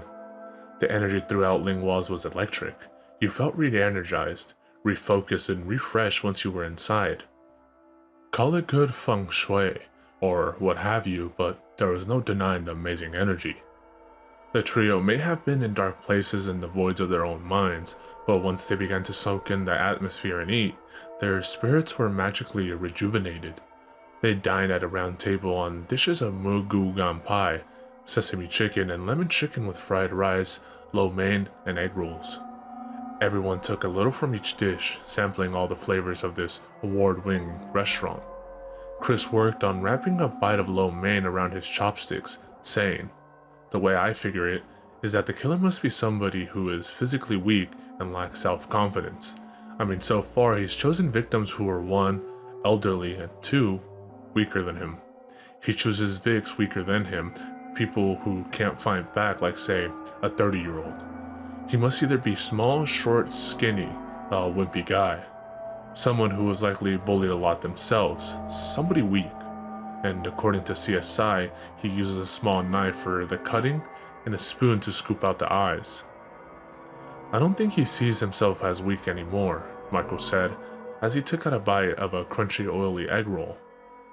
Damn, this is fucking good, he said while chewing the egg roll. Chloe and Michael just looked at him. Chloe sipped her tea and continued on to her lemon chicken. And he's likely pretty young. Most Creepypasta writers are in their teens and 20s. Very few are older than 30. He's probably some uber fan nerd who has the social skills of Bigfoot. I think he might be one of these people who write pastas that are constantly rejected once he posts them up on the site. You'd be surprised at how many disgruntled writers there are on there. Michael took a break from the Mugu Gampai and said, "So, maybe he has a blog. But how do we narrow it down? I mean, aren't there thousands of users on there?" Chloe was nearly done with her plate. "Yes, but I know most of the admins who run the site. Many of them do edits most of the times and are in charge of quality control and look for red flags, like things not safe for work or incriminating. I'll contact one of my buddies tonight and ask them if they've noticed any blogs that are really weird or seem out of the ordinary, like someone ranting about something odd. Maybe he can help," she suggested. By now, everyone was just about finished with their tasty late dinner. The waitress placed their check and fortune cookies on the table in front of Chris. Chris gave each of them a cookie and they all began to unwrap them, eager to crack open and read what advice they had been given. Chloe laughed as she read hers first. Michael raised an eyebrow to his. Chris cracked his open, revealing the small slip of white paper that read, "Always a valley before a hill." She ate the first half of the cookie and placed the fortune inside his pocket. With a smile on her face, Chloe attempted to keep the fun energy going just a few more minutes before the night ended. She spoke up. "Hey, have you guys ever heard where you can add the phrase 'in bed' after reading your fortune out loud?" Chris replied, "Yeah, haven't heard of that in a while." "Okay, I'll start," Michael said. "Every exit is an entrance to new experiences. In bed." Everybody busted out laughing. Chloe read her fortune out loud. "Your talents will be recognized and suitably rewarded. In bed." Everybody laughed once again. "What about you, Chris? What did you get?" Chloe asked. Chris reached into his pocket for the little paper slip. He pulled it from his jeans pocket and held it up, reading out loud, "Always a valley before a hill. In bed." Michael and Chloe said in unison. Michael smiled and added, "Mine wasn't as funny as yours." He reached for his leather wallet, pulling out a credit card and placing it on the check tray, and tucked his fortune inside one of the slots containing several other saved fortunes. The plan was set. Chloe would reach out to her admin friend and await an answer. Michael would go home and take a plate of sweet and sour pork with steamed rice and wontons to Carol, and Chris would go back home to his Jim Beam and lonely apartment where maybe he would get some sleep. They would reconvene at Chloe's apartment at 8 a.m. Since Chris paid for this meal, Michael would bring tacos for breakfast. Chloe left a $10 tip to the waitress. She thought it was only fair. As they opened the last set of golden doors, they stepped into the freezing late night air. With full stomachs, they all felt rejuvenated and happy after such a fine meal. Even Chris. He almost hated to have to part ways for the night. It was good feeling something like his old self, even if it was for less than an hour. Maybe there was still some little ray of hope for him. He didn't have many friends anymore. Not that no one liked him. It was his choice to suffer in silence. The three of them made their way side by side to the parking lot, which was now full to capacity. As he went to unlock his door, Chris noticed some sort of ticket under the driver's side wiper blade. Michael peeked over to see what was Chris looking at. What's wrong?" Chloe asked as she waited for Chris to unlock the doors. Chris pulled up the wiper blade and picked up the ticket. It was a dine-in receipt for Ling Wa's. "There's something written on the back," Michael pointed out. Chris turned the ticket over and read out loud, "Keep your friends close. Keep your enemies closer. In bed. 2 down. 8 more to go." "Shit, he was fucking here, listening to our conversation inside," he shouted, hitting the roof of the car. "He followed us from the goddamn crime scene. Motherfucker was watching us the whole time," Michael said with a shocked expression. "Oh my god," Chloe added as she felt a sinking feeling in the pit of her stomach. Chris knew the game was on.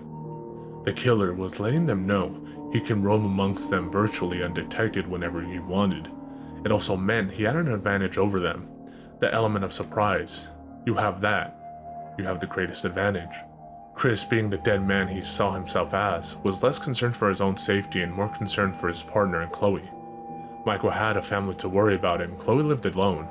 That's right, Michael. "Call Carol right now and make sure they're okay," Chris ordered as he finally unlocked the doors and they all quickly entered the Camaro. Michael dialed Carol's cell number as Chris started up Miss Sunshine. The loud screeching sound of the Camaro tires peeling out echoed through the streets of downtown. Michael finally connected with Carol. The kids were asleep and she had just dozed off watching TV in the living room. She was still a bit groggy but okay.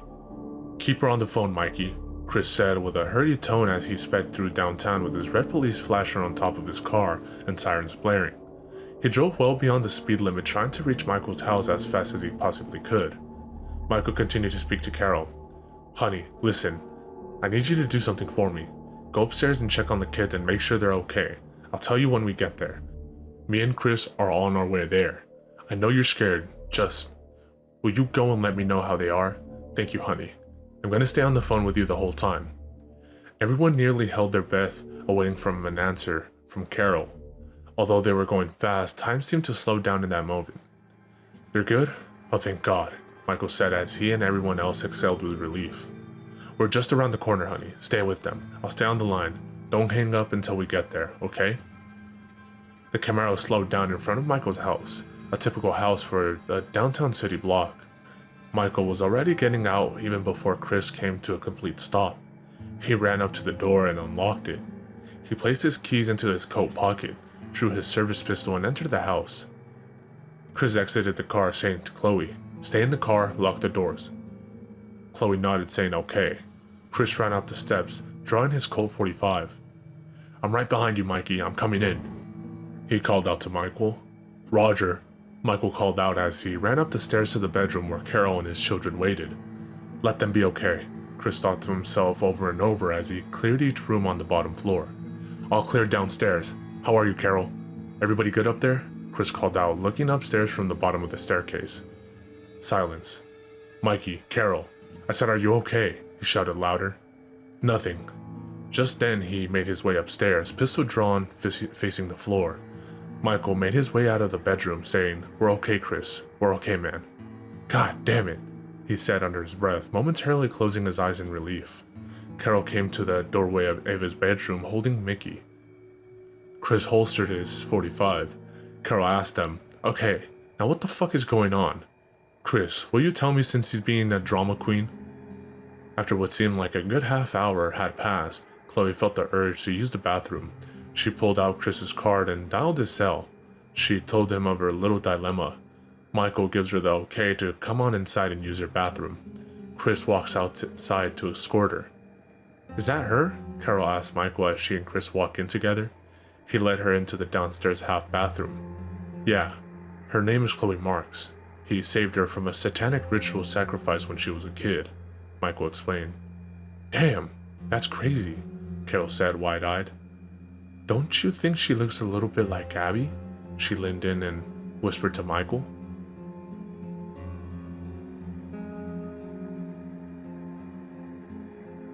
The time was now 7:50 a.m. Chris was waiting in his car parked alongside the curb in front of Chloe's apartment building. As he sipped his hot coffee, he observed the morning rush of civilians starting their day, walking down the sidewalk on their way to work or wherever they were going. He knew that any one of them could be the killer. About this time, Michael pulled up in his 2012 Charger. He still had 2 more years left to pay on it. It wasn't as cool as Miss Sunshine, but he liked it just the same. Michael parked across the street from Chris. He got out with a white paper bag full of tacos from Benjamin's, a popular spot for tacos downtown. He walked across the street to Chris exiting his car. "What's up, Josephine?" he asked Chris in his usual playful manner. "Blood pressure," Chris answered. "Yeah, that was funny the first 100 times you said it," Michael shot back. "You been up yet?" he asked. "No. How's everybody?" Chris asked before handing Michael a coffee he picked up from the gas station before arriving. They're all good. Hey, thanks for having my back last night, man, answered Michael. Chris nodded and peered into the bag and asked, So what'd you get? 3 bacon and bean, 3 sausage and egg, 3 chorizo and egg, and hot sauce, Michael kyled out. It was a cold morning, so he was eager to get inside. After last night, I'll bet you gave your wife your own brand of chorizo, Chris said, returning Michael's playful comment from earlier. Shh, you know it, brother. Michael went along with the flow. They both had a good laugh, then made their way upstairs to Chloe's apartment. Chris sipped his coffee once more and walked up the staircase ahead of Michael. He held open the door and said, Lead the way, Watson. The floor creaked, alerting the tenants that there were visitors coming up. As they made their way up the stairs, Chris thought about how Michael might actually make it to chief someday. He knew they wanted to pair him with an experienced investigator so that he could earn his stripes, so to speak. Of course, this would be long after Chris was retired, or in a grave. Michael knocked, not using the standard police knock that Chris used yesterday. As Chloe opened the door, a gust of warm air, rock music, and freshly brewed coffee hit Michael and Chris, further awakening their senses. Chloe had on a black Motley Crue Shot at the Devil pentagram t-shirt and hip hugger jeans, which was ironic since she was once almost sacrificed to Satan. She wore a chain bracelet and a tiger's eye chandelier beads on her left wrist, and her fingernails were painted red. Her blonde hair was pulled back in a ponytail. Her favorite album of all time was playing in the background, Motley Crue's Too Fast for Love. She greeted them with a quick, Good morning, guys. Come on in. Immediately upon walking in, Chris pointed to the stereo and exclaimed, Best album ever made. Heck yeah, a man who knows his music, I see. Good wake-up music, Chloe said. Michael wasn't as familiar with 80s hair bands as they were, but he had to admit the sounds of that at the time young, coked up, fresh and full of energy glam metal band were invigorating. Chloe walked back over to her laptop on the dining room table where she had been at most of the night, with the exceptions of 2 hours of much needed sleep. Okay guys, I think we hit pay dirt, she said with excitement, looking at her computer. Really? Chris asked as he played air guitar to track number 1, Livewire. The album was on repeat. Michael looked at him with his eyebrows raised, shaking his head.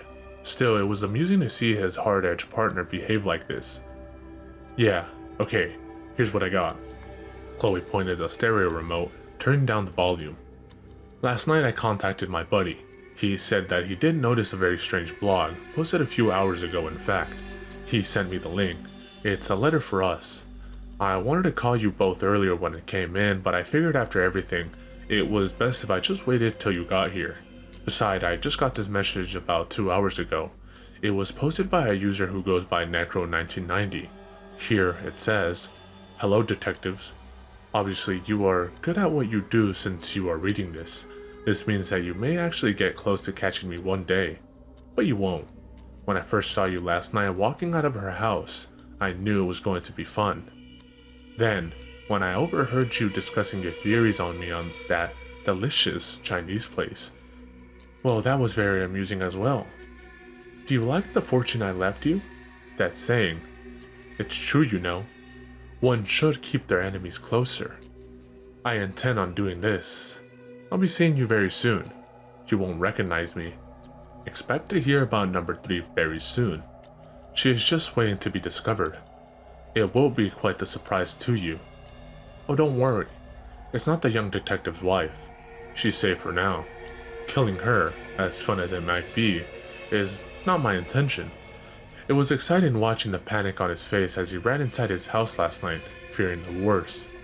The older detective, the one in charge, lives in such a dark, lonely place. It's a wonder you can find the strength to wake up every morning and do what you do. You must be fighting some demons of your own. As for the lady detective, a lovely creature indeed. It was nice meeting you.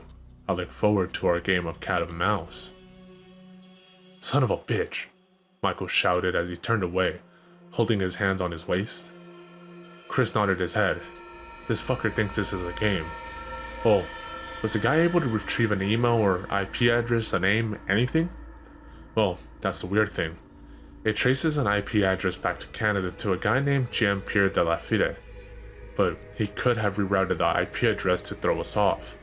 I mean, what is the probability that he took a vacation to San Antonio just to kill 10 people, then go back home to Canada? Eh? Chloe said, looking up at Chris. Michael called Carol on her cell. He didn't want to alarm her, so he calmed himself down before dialing and walked into the kitchen. He played it like he was just calling to say, "Hello, I love you, and have a good day, honey." Chris stared at the black screen with its white letters and pondered for a moment the killer's whereabouts. Was the killer able to reroute his IP to Canada? He was growing more frustrated. By now, the CD had finished playing and it was silent in Chloe's apartment except for Michael's low conversation. After a moment, Chloe got up from her seat and walked over to her sofa and sat down, unlocking her cell phone and checking emails and social media. She just needed a moment to herself. About this time, Michael came from the kitchen with a look of relief. Chris looked at him and said, "They're okay, buddy. Look, if you want, go ahead and request for a patrol unit to stand guard while you're not home. I'll call it in for her too. Nice work, kiddo." He addressed both Michael and Chloe. Chloe walked back over to the dining table, peeked in the paper bag, smiled, and said, "Nice. Tacos from Benjamin's." 20 minutes later, they were finishing up their breakfast tacos and coffee when Chris received a call from Chief Mills. "Chris, good morning, sir." "Mills, morning, Chris. Rodriguez with you?" "Chris, yes, sir, he is." "Put me on speaker. I need you both to hear this." "Okay, sir, you're on speaker. Rodriguez is here, sir. So is our consultant, Chloe Marks." "Good morning, Rodriguez. Good morning, Mrs. Marks. Mike, your family doing okay after last night?" "Good morning, sir. Yes, sir. They're fine." "Good morning, sir. Okay, let's cut to the chase. 10 minutes ago, we got an anonymous tip stating that there's been a murder at 5719 East Houston Street. Chris, we realize that's your apartment building." "Oh no. Who is it, sir?" "Chris, it's your neighbor, Delia Bonner. Her death has to be connected to your case. She had a web link carved into her left forearm and her eyes removed and placed into her mouth, like the other Vicks." "We're on our way, sir, and one more thing, sir.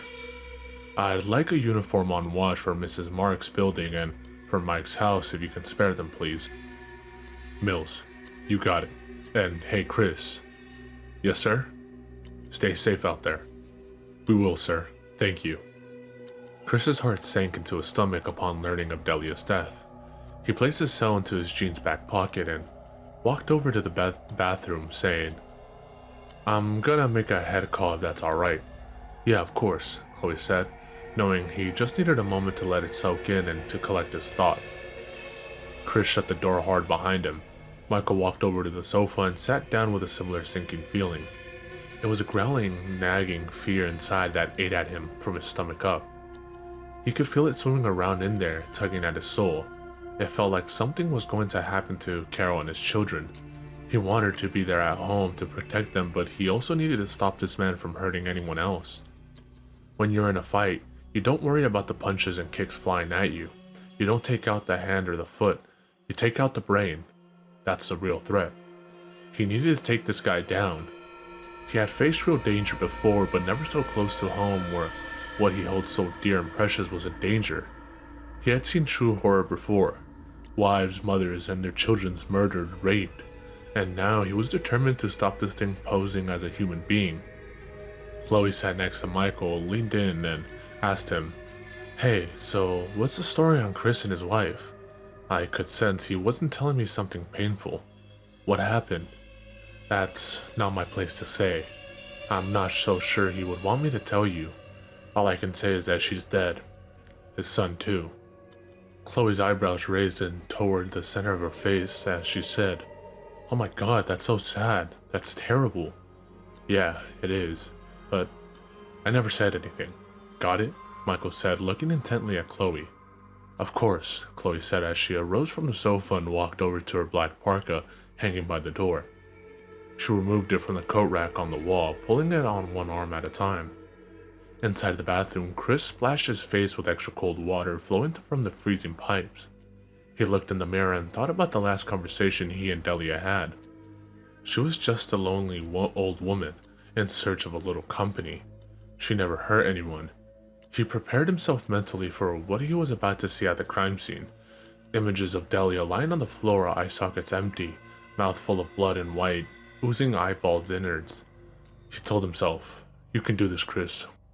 Walk it the fuck off." Outside, Michael and Chloe were checking their social media accounts on their phones and waiting for Chris to come out. The sound of the toilet flushing echoed from the bathroom, as did the sound of water from the sink as he washed his hand. That was their cue to put away their phones and stand up, ready to go. Chris opened the door and walked over to where they stood. "You ready?" he asked. "Yeah. I already texted Carol and let her know about the uniform on her way, for my peace of mind," Michael said. "Chloe, go ahead and bring your laptop. We may need your help with some things.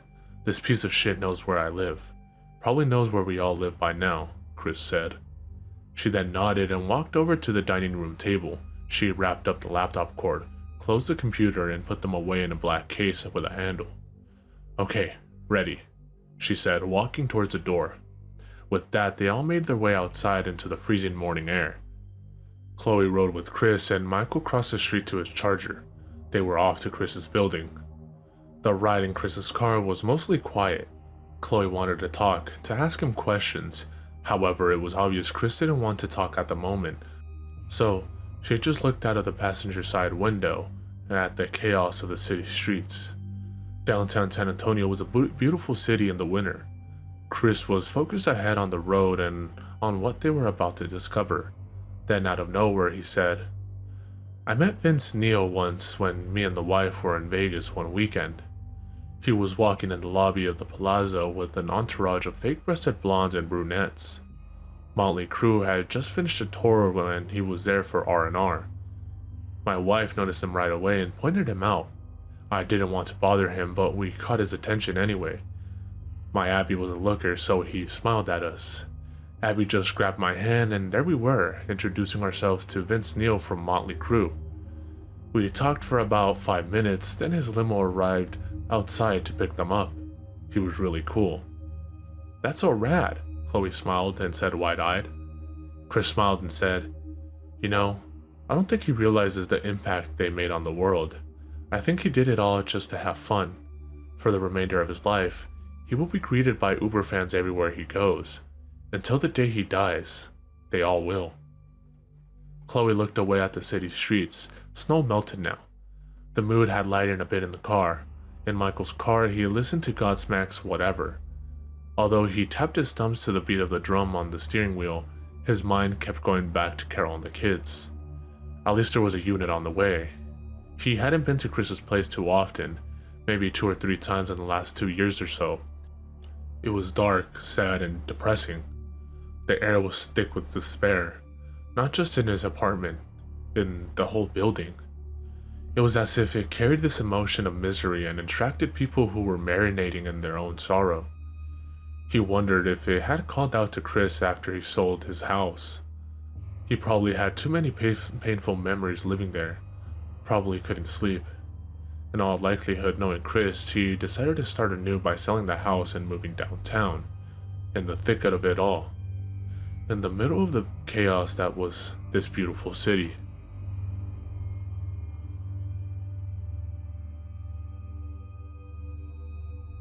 Once again, there was a crowd gathered outside of the dreary apartment building. Upon entering, Chris, Michael, and Chloe were greeted by a uniformed officer watching the front door in the hallway. Residents were actually standing out in the hallways, likely the first time there had ever been so many out all at once. Sure, in a place like this, there was the occasional suicide. That was to be expected. Some residents liked to speculate who the next one would be. Many thought it would be the sad detective with the dead wife and son. They didn't expect that old lady upstairs across from him to ever be murdered. This was indeed a shock to the low-down community. Chris led the way as Michael and Chloe followed up the stairs. "Charming," Chloe whispered to Michael, who acted like he didn't hear the rude comment. Chris heard her but said nothing. On the way up, they saw looks of concern on the faces of the residents, most of whom were pale white. It was obvious that they didn't get much sun. Most of these people were recluses. This was considered a social gathering. As they arrived at Delia's apartment, they were met with another uniformed officer. They all looked at each other and nodded. They readied themselves for another ugly scene. They had to duck under the yellow crime scene tape to enter. The flashing lights of photos being snapped brightened up the room every few seconds. CSI was walking around taking samples, dusting for prints. The medical examiner, a different guy this time, was waiting for the detectives to arrive so he could finally pronounce Mrs. Bonner as dead and he could finally leave. Mrs. Bonner's apartment looked like the typical elderly grandmother apartment. There were old paintings and photos on the walls. Knickknacks sat on tables. Antique walls hanging such as tin owls, copper flowers. Mirrors were strategically placed to fill large wall spaces. Cheap rugs were on the floor in every room. Mrs. Bonnet's old white cat, Gabriel, was hiding under the bed. When Chris walked to the living room, he saw that the bathroom was the location of Delia's body. As he kept walking, time seemed to slow down. He didn't want to have to see her lying on the floor, bloody, lifeless, eye sockets empty. It's one thing to see dead bodies as part of your job. You tend to get used to it. However, when it's someone you know, there's this sinking feeling you get in the pit of your stomach, like rocks weighing you down. They weren't particularly close. However, she was a cool old lady. She didn't deserve a fate like this. Chris took his last step up to the bathroom door where CSI personnel looked at him and walked out of the bathroom to allow them to work. There on the floor was Delia in the same state as the others. Eye sockets empty and bloody, eyeballs placed into her mouth. Only this time there were claw marks around her eye socket going down to her face and neck. The left sleeve of her robe was rolled up to the elbow, exposing the expected webbling carved by a small knife. A message was written on the mirror in blood. "Last night was fun. Thanks for the memories." Chris looked at her with remorse and regret and said, "I'm sorry, old girl. Sleep with the angels." Michael walked in, following Chris. Chloe stayed just outside of the bathroom.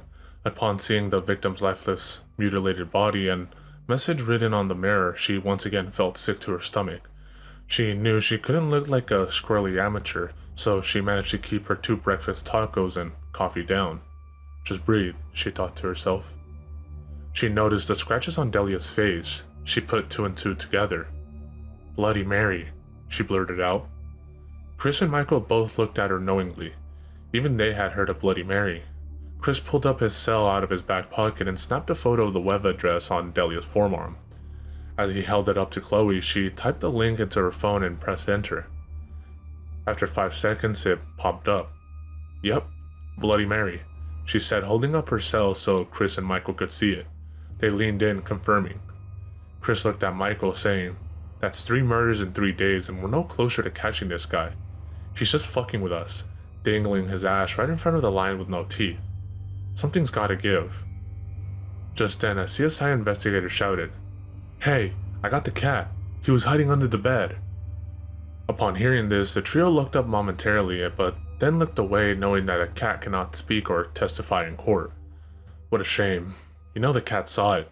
Too bad we don't have the technology to read the minds," Chloe said. Michael looked at her and said, "You know how many homicides we come across where there's a cat or a dog or a damn parrot? A lot." The CSI investigators then called out, "Hey, the cat has blood under its claws." Chris and Michael looked at each other with smirks on their faces. Chloe and Michael quickly walked out of the bathroom. Chloe first. Chris followed after them. "Take a sample and ID it. We might actually have this fucker," Michael said with some fire back in his voice. Chris showed a bit of that spark again. His gaze straightened, his spirits raised. He took control of the scene. "Collect as much of it as you can and take it back to the lab. Mikey, call the coroner and have them pick up Mrs. Bonner. I'm paying for the burial. No next of kin." "Aw, that's sweet of you," Chloe said in a girly sing-song tone. "Yeah, that's gonna take some time, detective. We got cases backed up ahead of you. Maybe we can have something for you by tomorrow morning. I'll see what I can do, no promises," said the investigator holding the cat. Chris held his hands on his waist in frustration, but knew that's how standard protocol went. He walked up to the investigator, leaned in, and said, "Alright, but keep in mind that this guy is a serial killer and has killed 3 innocent people in the last 3 days. He needs to be off the streets. So the department and old people everywhere will thank you if you can get some results. ASAP. The investigator, who was visibly shaking, said to Chris, "Okay, we'll get it done. We'll call you in the morning with results." Chris nodded his head and said in a sarcastic tone, "Thank you, sir." Once the blood samples and all evidence was collected, and resident statements collected, the coroner arrived to the scene 2 hours later to take Mrs. Bonner to the city morgue. Now that CSI was leaving back to the lab, the trio could leave once the crime scene was secured. Half an hour later, they were able to leave. 4 hours had passed since arriving. Now all they could do was wait for the blood results. "Hey, you live here, right?" Chloe asked Chris. "Yeah, so?" he answered. "So, can we see your place?" she asked him. Chris looked up at Michael as if to ask him if he put her up to it. "Hey, don't look at me, dude," he said, slightly raising up his hands at his sides. Chris looked back at Chloe and said, "Chloe, listen, this is where the road ends for you." "What? No, why?" she demanded to know. "Chloe, we've dragged you pretty far down the rabbit hole on this case. You've had to see things nobody should have to see. Besides, you've seen enough ugly in your life. Thank you so much for your help. I'm gonna go ahead and take you home now," Chris told her. No, You can't just expect me to go home, never hear from you guys again, and never know if the killer is still out there," she raised her voice. "You can say no all you want, Mrs. Winehouse. It's done. Besides, when the lab results come back, we got him," Chris said. "Yeah, but what if the blood isn't the killer's? What if they belong to Mrs. Bonner? Did you ever consider that? Then you'd be no closer to catching him. Michael, say something. Don't let me go out like that," she pleaded. Michael just looked at her with a look of guilt. "He's the boss. Sorry, dear." Chloe looked back at Chris and shouted, "This is bullshit," and stormed off outside to the cold afternoon air. She was so angry she decided to walk home from there, computer in hand. Inside, Michael and Chris were debating over keeping her around. "Look, Michael, I don't want to see her get hurt. Why can't you understand that?" Chris asked Michael, standing in the lobby of the apartment building. "I know you don't. Look, man, we were the only ones who came to her for help. We drug up all those old memories that she probably spent years trying to move past, and here we are, asking her for help. On top of that, the cop that saved her was now asking her to return the favor. All she's asking for is to stay on until we catch the guy. Why can't you see that?" Michael argued. "We'll protect her. Give her this. Besides, I really want to read this pasta when it's done," he said with a smile. Chris smiled and nodded. "Yeah, it would make a pretty cool story. I wonder who would play me in this movie, though." "My money's on Adam Sandler," Michael said. They both busted out laughing. "Or maybe Ron Perlman, Old Man River." After a good laugh, just what they needed to break through the air of dread, Chris said, "Let's go tell her." They opened the door and expected to find Chloe standing somewhere nearby, pouting. They spotted her walking down the block, carrying her laptop case. She walked like she was still pretty pissed off. The detectives both laughed at the sight. They began to run down the street laughing and shouting out loud, "Chloe, hey, Chloe, you can stay, Chloe." Chloe heard them from so far away, she stopped and turned around with an angry look on her face. She crossed her arms, still holding the laptop not moving from her spot. She expected them to go to her. Their run slowed into a jog, then a fast walk, until they caught up to where she stood. Panting, Chris said, "You can stay on, till we catch him." "Yeah, and I don't want to have to chase you down again," Michael said, trying to pull in enough air to catch a full breath. "You know, you guys are really out of shape," Chloe said, arms still folded, clutching her computer. "Okay, but I have a few conditions. 1, I get to ride along with you, Chris, until the case is closed. 2, I get to write about this case. Of course, I'll change the names around. It will be loosely based off the real case. 3, the department buys my meals until the case is over." Chris looked at her, finally catching his breath. "Anything else?" "No, that's it," she said, playing her hand. Chris and Michael looked at each other. Chris looked back at her and said, "Okay, deal." He extended his hand out to Chloe. She shook it and smiled, trying to keep cool. She then shook Michael's hand as he said, "Well played, Cool Hand Luke. Come on, let's go do lunch," Chris said as he turned around and began walking back to his car.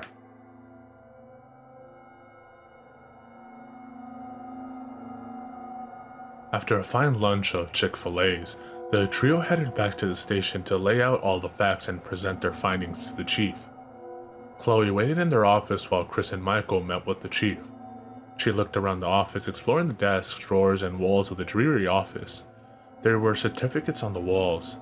On the desk were loose pens and notepads containing doodle scribbles and various case notes. On Michael's desk there were family photos. Some were of his mother and stepdad. Some were of his brothers. Then there was a photo of his wife and children. It was in a nice picture frame placed just under the desk lamp so that it would shine bright whenever the light bounced off of it. On Chris's desk, there was no framed family photo. It was an indication of his inability to face the past and move on. When she looked in his desk drawer, she found a half-empty bottle of Crown Royal whiskey. He liked the shorter Crown Royal bottle. It was a better fit into his desk drawer, unlike the longer bottles of Jack and Jim Beam. She wasn't sure why, but she wanted to be the person to help Chris face the past and move on. He was a decent man and deserved to be happy, but first she would have to get him to open up to her about what really happened to them. What if they became involved? Was she ready to take on another guy with a tortured soul? That kind seemed to be her specialty. Was it really worth it? She thought, no. Not this time around, Chloe, fuck that. She was bored enough to bring out her smartphone and check her social media, emails, and of course the Creepypasta website. She searched for any new blog posts from Necro 1990. She did a quick search to see if he had written any pastas. Nothing, just one blog post introducing himself 2 years ago, a few comments on various pastas. She did a search of her own pastas and found that he had indeed commented on Summer in Texas and Old Broken Bones Pete. They were simple, harmless comments such as nice pasta and I love this. Nothing to go gaga over. The thought crossed her mind. Does he really know who I am? She was a little creeped out to say the least. She could have walked right past him 1,000 times and would have never noticed. An hour had passed before Chris and Michael left the chief's office, satisfied that they had the full backing from the chief to pursue the suspect once his identity was revealed. Michael said to Chris as they walked, well, now all we do is wait. You should go home, get some rest, play with your kids, and Carol, Chris said playfully. Michael laughed, looking down for a moment. I wonder how our little motley smurf is doing, Chris asked. Just then, Chris and Michael returned to the office where Chloe was sitting back in Chris's chair, feet on his desk, hands behind her head. She was a little annoyed that she had to wait there for over an hour. She was bored, but she was still feeling good about being able to stay on for the remainder of the case. Chloe looked at the pair as they walked in and asked, "Where all the white bitches at?" The idea of going to dinner all together was discussed, but ultimately Michael decided he would go home and finally get some rest and some alone time with Carol and the kids. He missed Carol in that special way a husband misses his wife when he's missing home. It was getting later in the day, then he would need his rest just in case. As they made their way through the police station doors, they ended up in the parking garage adjacent to the station. They had parked near each other. Chris looked at Michael as he walked past him to his Charger. "Alright, buddy boy, get some rest. We'll catch you on this flip side." "Okay, man, see you."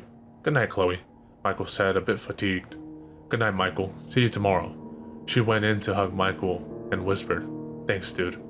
She realized he was the reason Chris had changed his mind about allowing her to stay on for the remainder. Michael smiled and nodded his head.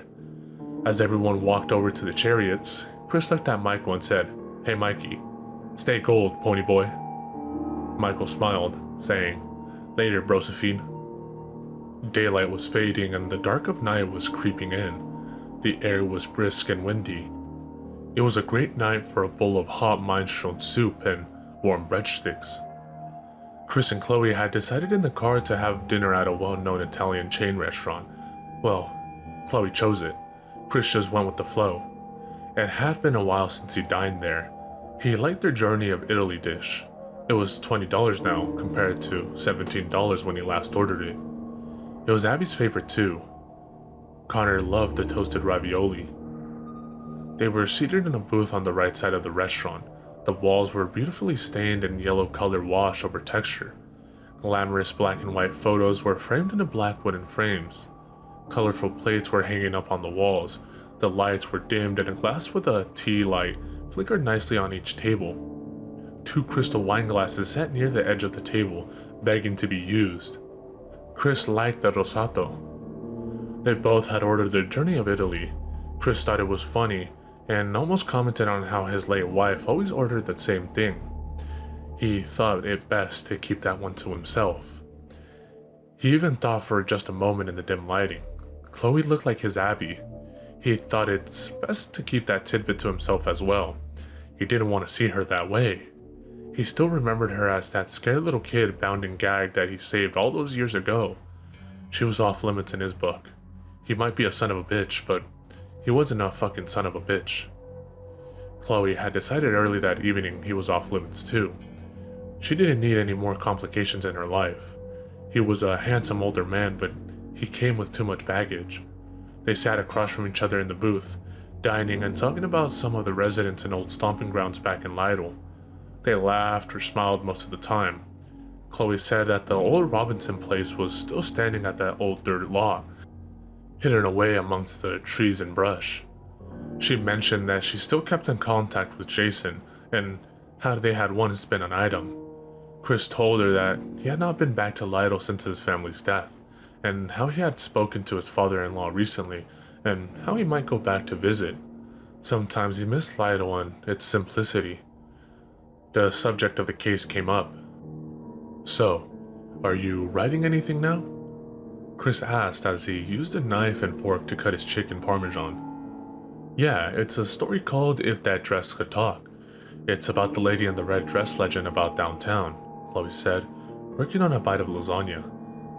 Chris raised his eyebrows, saying, "Cool. So, when you write about all this, are you going to be kind when you write about me?" Chloe looked at him and smiled, nodding. "Yeah. In fact, I'm considering making you the main character. Think I might like to try writing it with just a hint of the old Detective Noir stories." "Hey, that's an idea. But how can you write it from my perspective? Do you feel you know me well enough to do that? I mean, at this point, you'd just be writing your version of me," Chris said just before placing a bite of breaded chicken into his mouth. "Honestly, I didn't think you cared one way or the other," said Chloe. She had a point. If Chris had heard this prior to these strange events, he would have given a fiddler's fart. However, now that he was a semi-fan of Creepypasta, he would actually read it himself. He didn't say this to Chloe. "Hey, write whatever you want. I'm just saying, be kind to me. If you're going to write about me, and the world is going to read about it, pay me to be a decent guy." Michael, on the other hand, given big ears, cross eyes, and bad breath, he said. Chloe began to laugh and kicked him under the table, saying, "You're mean. Michael's a good guy too." "Yeah, he is. I love that little bastard. He reminds me of myself when I was that age. I was a different person then. It seems like a lifetime ago," Chris said, looking off somewhere, shaking his head. "Enough of memory lane shit. Man, 7:36. I better take you home so you can rest," he said, looking at his phone for the time. Just then, their server brought the check to the table with 4 of those little chocolate mints. Chris paid with his credit card. The department would reimburse him as long as he saved the receipts. He wrote in a $6 tip. The service was decent. Chris's cell phone chimed. It was a text from Michael. Chloe asked, "Is that Michael? Tell me he missed out."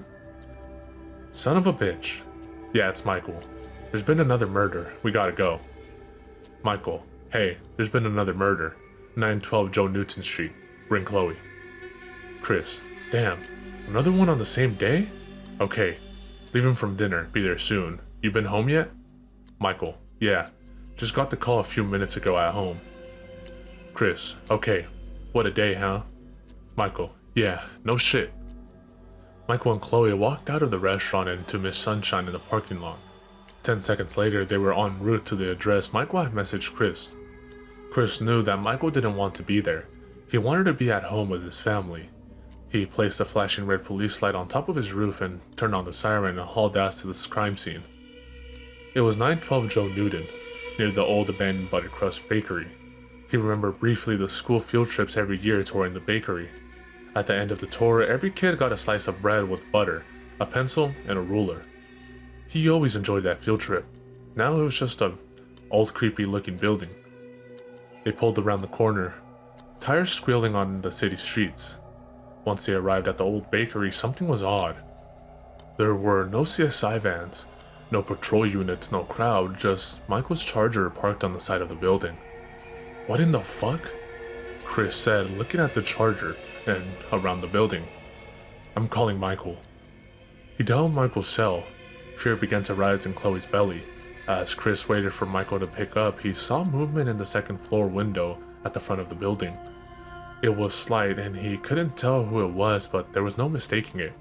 3 rings in and no answer. Come on, Mikey, Chris said, looking up at the window where he saw movement. He's not answering? Chloe asked, now very concerned. 5 rings in and Chris said, no, I'm gonna call Carol. In the text he said he hadn't been home when he got the call. Hello, Chris. Is Michael with you? Chris, no, he just texted me. Was he there at home earlier? Carol, no, he hasn't been home since this morning. Why? Chris, okay dear. I see his car here now. I'm gonna go meet up with him. Carol, okay, hey, tell him to call me as soon as he gets a chance. He was supposed to be here an hour ago. He just keeps texting me. Chris, what's he saying? Carol, that's kind of private, Chris. Let me know if he contacts you again. Why? Chris, is something wrong? No, he asked me to meet him at the old Buttercrust Bakery. He said there was another murder.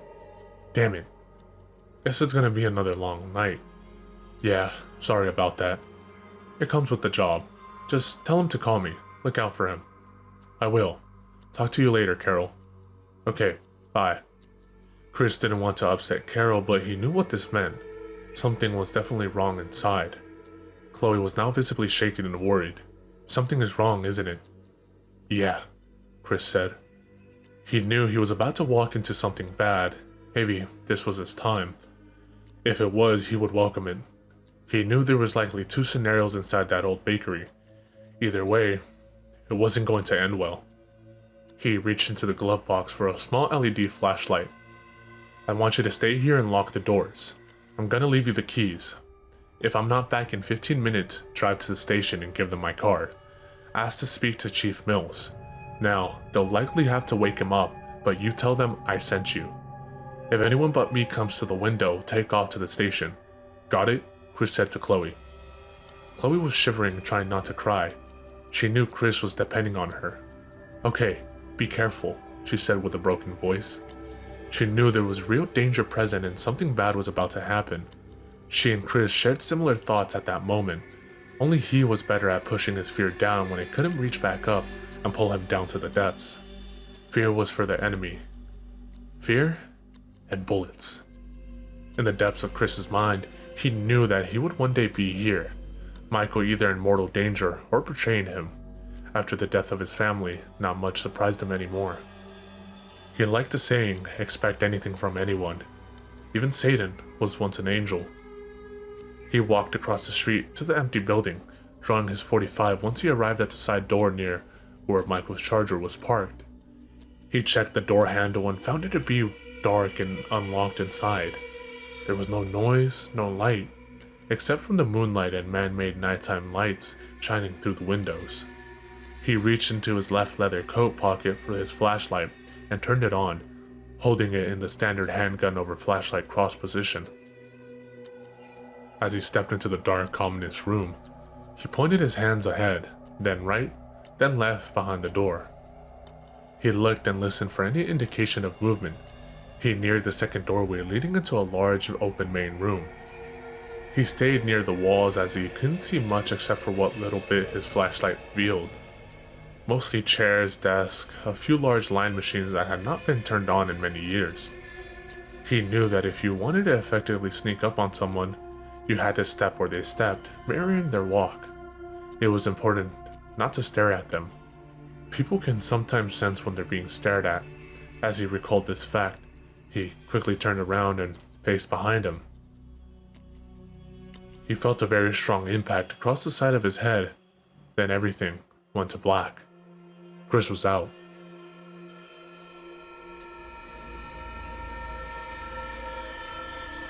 Two and a half years ago, Chris was happy.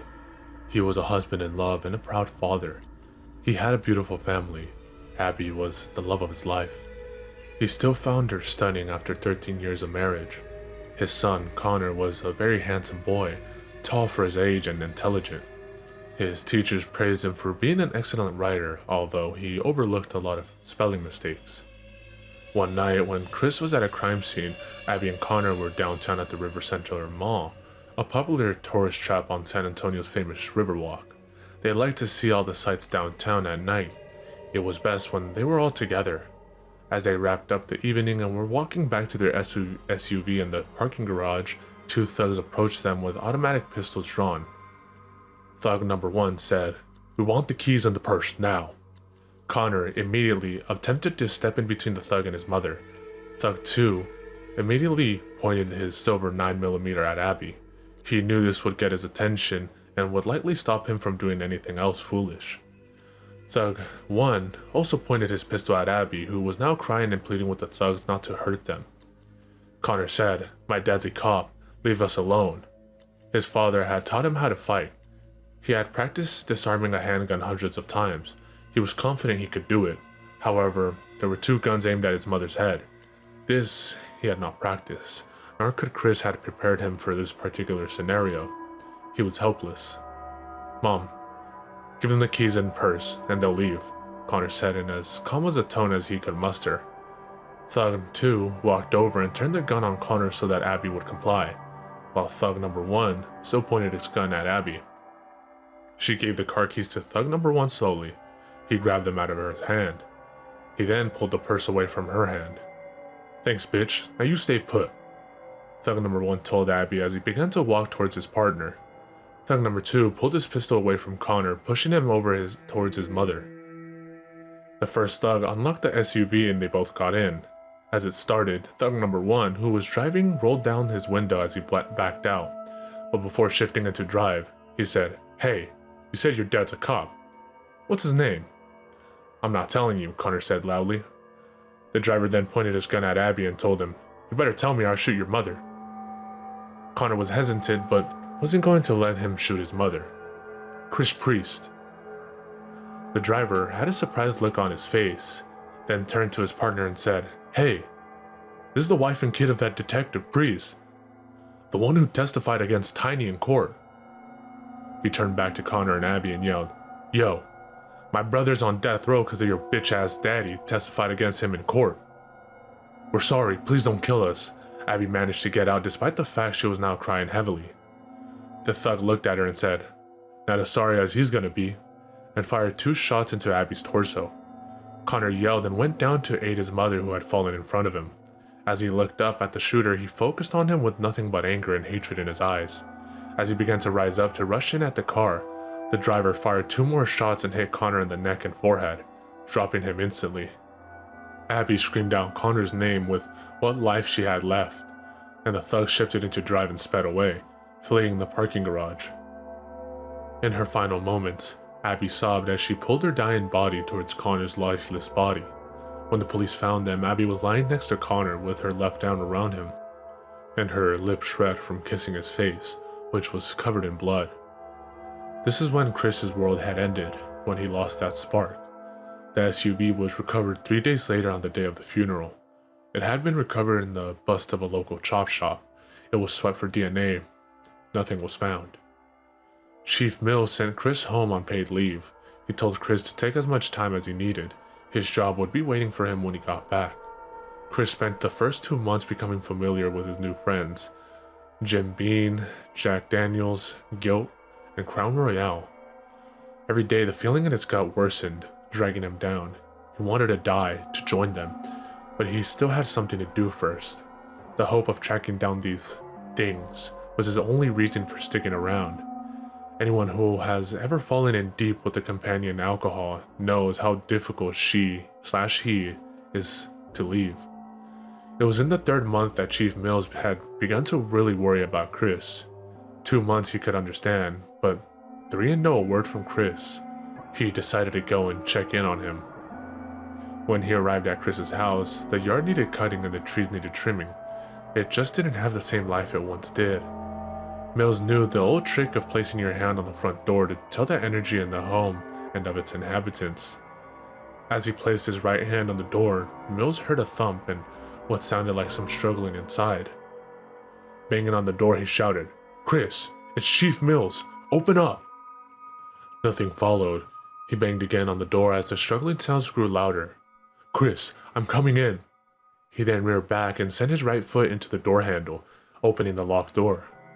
Inside, Chris was struggling with the noose around his neck. He was hanging himself from the high support beam, which was 11 feet off the ground.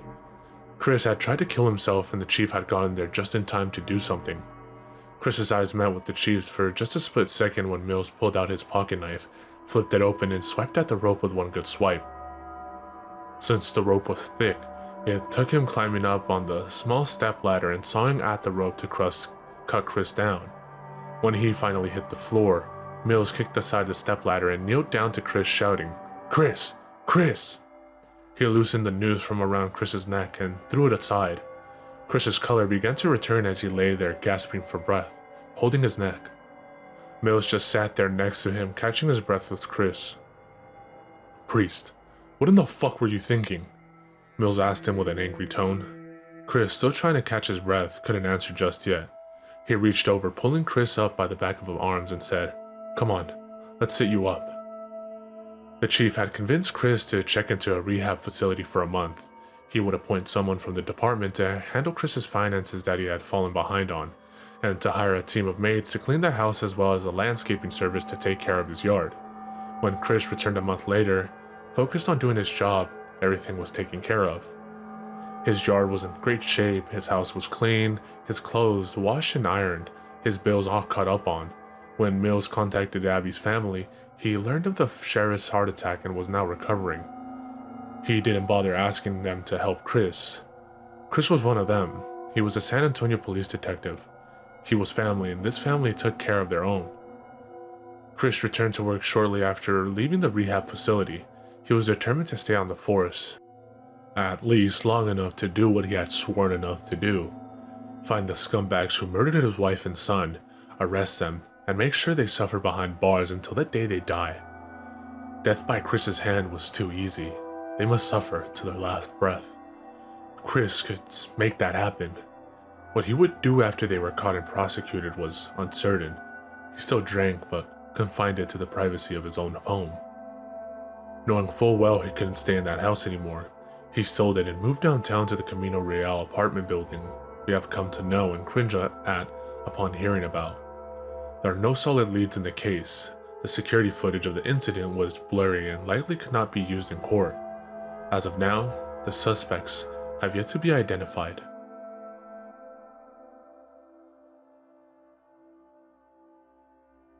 The piercing noise of the police sirens arriving awoke Chris, who was now in complete darkness. His .45 was not in his hand and neither was the small mag light.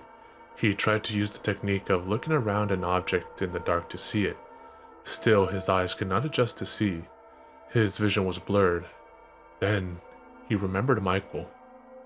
He called out loudly in a deep, broken voice, "Michael! Where are you, Mikey?" Silence. As he listened for any sign of life, the door which he entered was pushed open to the police shouting, "SAPD!" "I'm here," Chris shouted from the floor, deciding it was best he stay put so he doesn't get shot. "Detective Chris Priest, is that you?" An officer shouted in the dark as the rooms were cleared by the other responding officers. "Yes, it's me, guys, over here," he answered. "Chris, it's me, Davidson." "Davidson, come over here, man," Chris said, feeling weak. About 8 flashlights moved in the dark towards him like a theater spotlight. On the stage now was Chris, whose hands and clothes were now bloodstained, which was revealed to him and everyone else in the light. Chris jumped back in horror as he called out, "Mike, find Mike Rodriguez." "Ah, shit," one cop shouted. 2 more flashlights moved over to where that came from. "Davidson, what is it?" Chris yelled. "Oh my God," Davidson said, just loud enough for Chris to hear. In the spotlight was Michael's headless body, lying on the hard ground. Blood-covered trench coat, service pistol missing. He had the killer's calling card on his left forearm. It was a web link to a pasta written by the killer. It was called Quotations. Michael's car was also missing from outside where it was parked earlier. "Oh my God, Michael!" Chris yelled as he broke down, sobbing as he rushed over on his hands and knees to where Michael lay lifeless. The response unit immediately pointed their guns and flashlight at Chris, yelling, "Chris, down on the ground now!" 3 beefy cops rushed over to him, placing his hands behind his back and cuffing him. Michael's cell began to ring. Everyone was quiet. Davidson walked over to Michael's corpse and fished into his coat pocket, pulling out his cell phone. "Unknown number," he said. He decided to answer it on speaker. "Davidson, hello? SPK. Detective Priest, please." Davidson, "Who the fuck is this? Why are you calling Detective Rodriguez's phone?" SPK, "Put Priest on the phone." Chris, "You motherfucker, you're dead." SPK laughs. "Wrong, detective. I've never felt more alive." Chris, "I'm gonna find you." SPK, "No, you won't. Not unless I want you to. You're all like worms on a big hook, just waiting to be eaten." Chris, "You sick son of a bitch. Why Michael? Why not me?" SPK, "Because I want to watch you suffer. Because I want you weak when I come for you." Chris, "You're a fucking coward. Face me like a man, you fucking pussy." SPK, "Oh, what? And then the fun already? You and I will meet soon. First, I have a few things to do." Chris, "You're so dead, you piece of shit." SPK, "Goodbye, detective. See you soon." "Uncuff him," Davidson ordered the other officers. "I'm sorry, Chris. You know as well as I do it was standard protocol." "Yeah, whatever. Just send a unit over to Michael's place. Someone has to tell Carol, and Chloe Marks stays with me until this fucker is caught," Chris ordered. Just then, Chief Mills made his way inside the building, making his way onto the scene. "Oh my God. Someone cover him up," he shouted to the responders. Chris met him halfway, saying, "Chief, we need to put Mike's family in protective custody. Mrs. Marks should stay with me." "Now Chris, we'll take care of Rodriguez's family, but Mrs. Marks needs to be in protective custody as well," Mills said, trying to talk some sense into Chris. Chris shook his head, disagreeing. "Sir, with all due respect, she can still help me catch him." "You want me to allow Mrs. Mark to remain with you, in your custody, while you go on a revenge spree? I just heard about the call between you and the killer." "At least in protective custodies, we can keep her out of harm's way while we catch him," Mills said, hoping Chris will see the logic. Chris looked around at everyone, then at Michael, shaking his head. He even took his head. "How are we going to tell Carol that a serial killer decapitated her husband and left with his head?" Chris, "She's coming with us. That's just how it is, son," Mills said. Chris was angry but respected the chief's order. He knew he could see things with a clear head.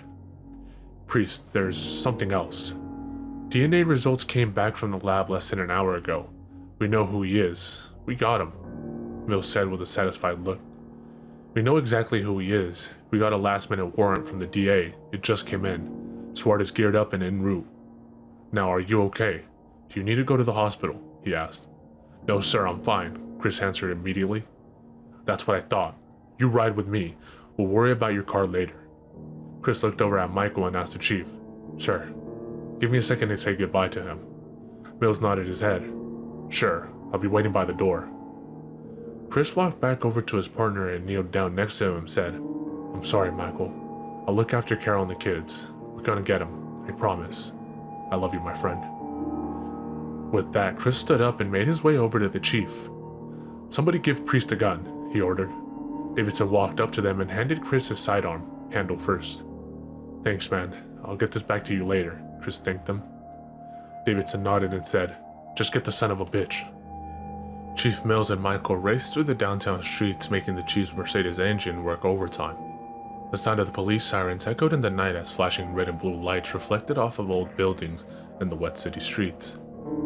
Chris stared out of the front windshield and asked the chief, "So, who is he?" Mills, focusing on driving, answered, "His name is Frederick Hazen, 34 years old, recently divorced, no kids. He works as a computer programmer for ACS." "That explains how he was able to reroute the IP address to Canada," Chris said, shaking his head as he turned towards the passenger window. Mills just nodded. Tell me something, Chris. Why do you think he singled you out to screw with? Mills asked. Chris thought about it for a moment. I think it's a power thing. Mike and I had this theory that this killer was somebody weak, mentally or physically. He was probably some kind of nerd. Someone of high intellect but lacked the physical prowess to be intimidating. Likely why he went after the elderly. I'm guessing he hid in Michael's car and held him at gunpoint. There's no way he would have survived a fight with Michael, so he shot him first, likely from a distance that's too great for Michael to disarm him. I think he saw me and thought that if he could break me mentally, he might have an easier time breaking me physically. You know, the David and Goliath complex. This would be a confidence booster for him. Chief Mills looked at Chris for a moment, then back to the road. Yeah, well, the boys in lockup are gonna break him physically and mentally. Chris nodded, knowing this fact. It brought a slight smirk to his face for just a moment. As much as he wanted to see him dead by his own hand at that, he knew Hazen would likely suffer once he was in county jail before being sentenced to death row, where he would be in isolation. Hell, maybe he would still kill him anyway. As they arrived at the apartment building where Hazen lived, SWAT was everywhere. Snipers on the roof of the building across the street, and every entrance and exit of the building was covered. The squad leader, Brian Menendez, had already ordered the evacuation of all the residents of the building while covering the door and windows of Hazen's apartment, preventing his escape. The building was empty now except for Hazen's apartment, which was now surrounded by heavily armed cops in black armor. Now all that was left was the go-ahead order from the chief. When Chiefs Mills and Chris arrived, they parked across the street where all of the building residents waited outside in the cold, damp, and night air. Menendez approached Mills for a briefing. Sure, the building has been swept except for Hazen's place. I have a team up there awaiting orders. We're ready on your command. Mills asked Menendez, Do we know if he's even in there? No, sir, we haven't checked as of yet, he answered. Mills looked over at Chris, who was still blood-stained and eager to get this monster. Mills looked back at Menendez, nodding. Okay, let's get this son of a bitch. Roger that, sir. And Chris, I'm sorry about Mike. He patted Chris on the shoulder. All Chris could manage to do was nod and say, Yeah. Menendez pressed the talk button on his radio. Okay, men, Chief says go. Roger that, sir. The team leader responded, looking at the armored men behind him. Okay, you heard him. We go in on my count. On 1. Ready? 3, 2, 1. Outside, the air was tense.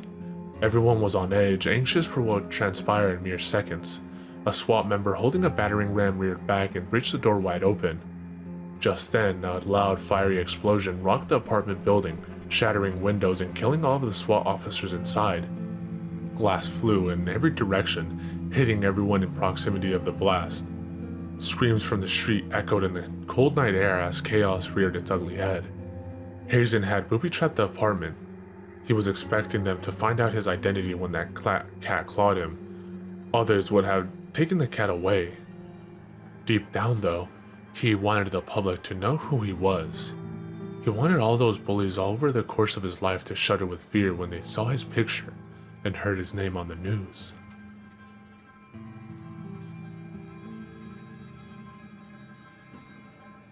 All of you know me, and I know all of you.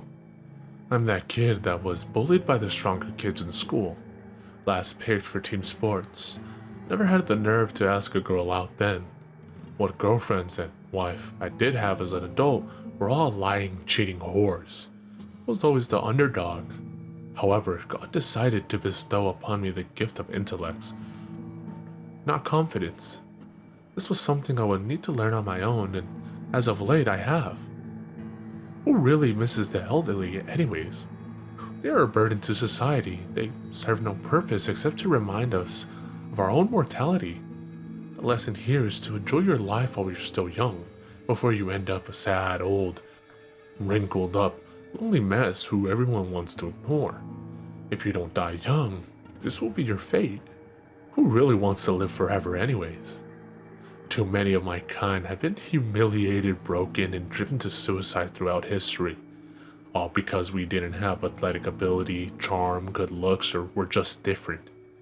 And what has society always done to those who are different? They ridicule them, they betray them, they chastise them, and banish them. Our lives are a living hell in comparison to the rest of the normal people. I believe there is something extraordinary about us.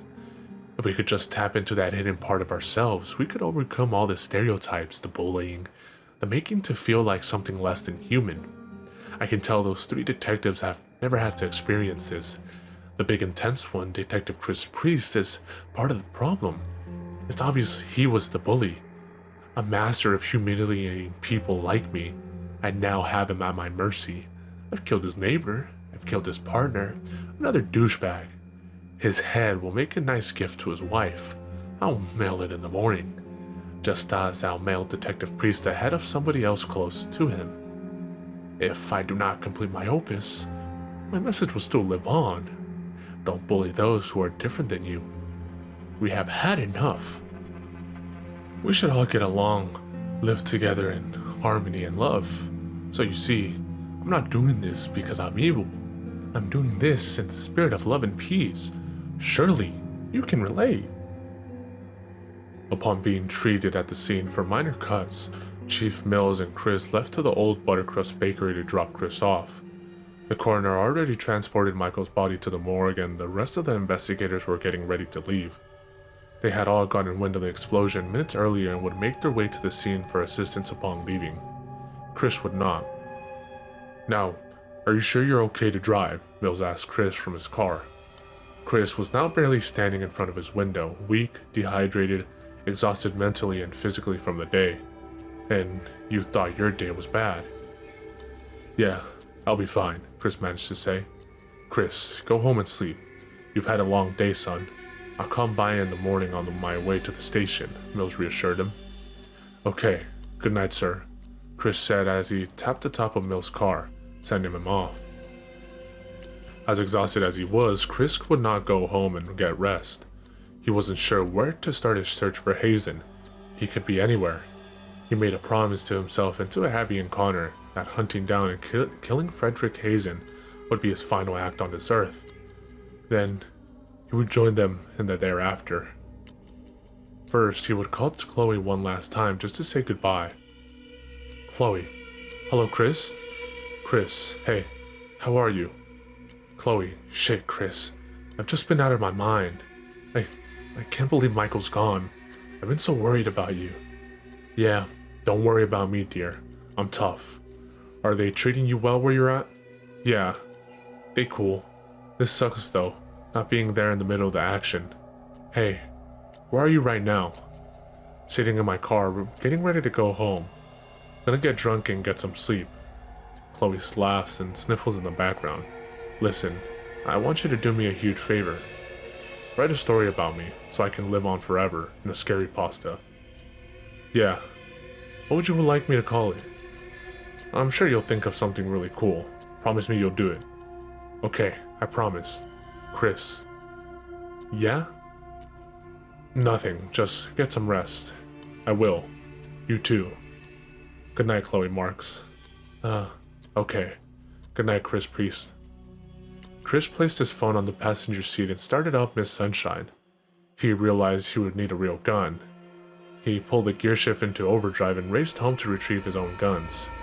Two agency-issued .40 caliber semi-automatic logs he referred to as Thing 1 and Thing 2. As he drove past all the old downtown buildings, he imagined his family waiting for him, graceful, eager to finally be reunited with them. "Almost there, guys, just one last thing to do. Then I'm coming home," he said as Miss Sunshine's engine roared. It was really burning the midnight oil tonight. He was 0 for 12 with the fallen SWAT officers now part of the body count. On a night like tonight, what else is there to do? He would grab his guns, then search at Chloe's place, Michael's place, his place, and Hazen's place. He would wait for Hazen's to rear his head. Today was the day Chris would send him to hell in a handbasket. He was also looking forward to the afterlife with them. What little spark was left was just enough to carry out this one last act of good. Click, click. "Hello, detective. Good to finally meet you."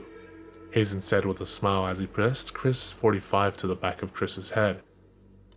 Motherfucker, Chris said in a calm but angry tone. I ought to reach back there and take that gun and shove it up your ass, you piece of shit. Hazen smiled and said, Try it. Are you quick enough? Do you think you could pull your hands off the wheel, reach back behind your head and grab the 45, redirect it, and manage to pull it free from my hands all before I squeaked the trigger? If so, then you must have been dropped on your head as a baby. Chris now angrily looked into the rear view, saying, Fuck you. You know you killed 7 SWAT officers back there? You're a goddamn coward. Yeah, sneaking into people's car, waiting for them to get in and drive. I know that's how you got Michael, you pussy. Hazen was now getting agitated at Chris's words. Coward? Pussy? Bitch, I'm a fucking hero. Yeah, keep telling yourself that, you pathetic little boy, Chris shouted. Oh, what? Am I raising up your iris there, Freddy? You getting a little miffed, you little bitch? Hazen was now pulled in by Chris's taunting, angry, no longer in control. Listen, we'll see how tough you are when I gut your little friend Chloe Marks and Mikey's wife and kids. Was it Carol, Ava, and Mikey? Not today, you motherfucker, Chris said with intent as he accelerated at a high rate of speed. His speed grew faster and faster as he reached an alleyway. Hazen grew nervous as Chris turned down the alley, accelerating. Stop the car or I'll shoot you, he yelled. Miss Sunshine was now going 60 miles an hour and moving closer to the brick wall at the end of the alley. Chris was now smiling and focused straight ahead. Shoot, you're dead either way. I have on my seatbelt, bitch. Hazen was now screaming and covering his eyes. No, please. Chris was now smiling and laughing. This is for Michael. The impact sent Frederick Hazen through Miss Sunshine's windshield and head first into the brick wall. His head popped like a balloon. Most of his bones were also broken in the impact. He would just be a lump of flesh lying on the hood of a badass muscle car down an alleyway. Chris, on the other hand, was wearing his seatbelt. Though he was still breathing, he had internal bleeding, broken bones in his arms and legs, not to mention a broken collarbone and several ribs. As he sat there clinging to life, he remembered the promise he made to Abby and Connor. He smiled and asked himself in the famous words of The Clash, should I stay? Or should I rock the Casbah? Fade to fucking black.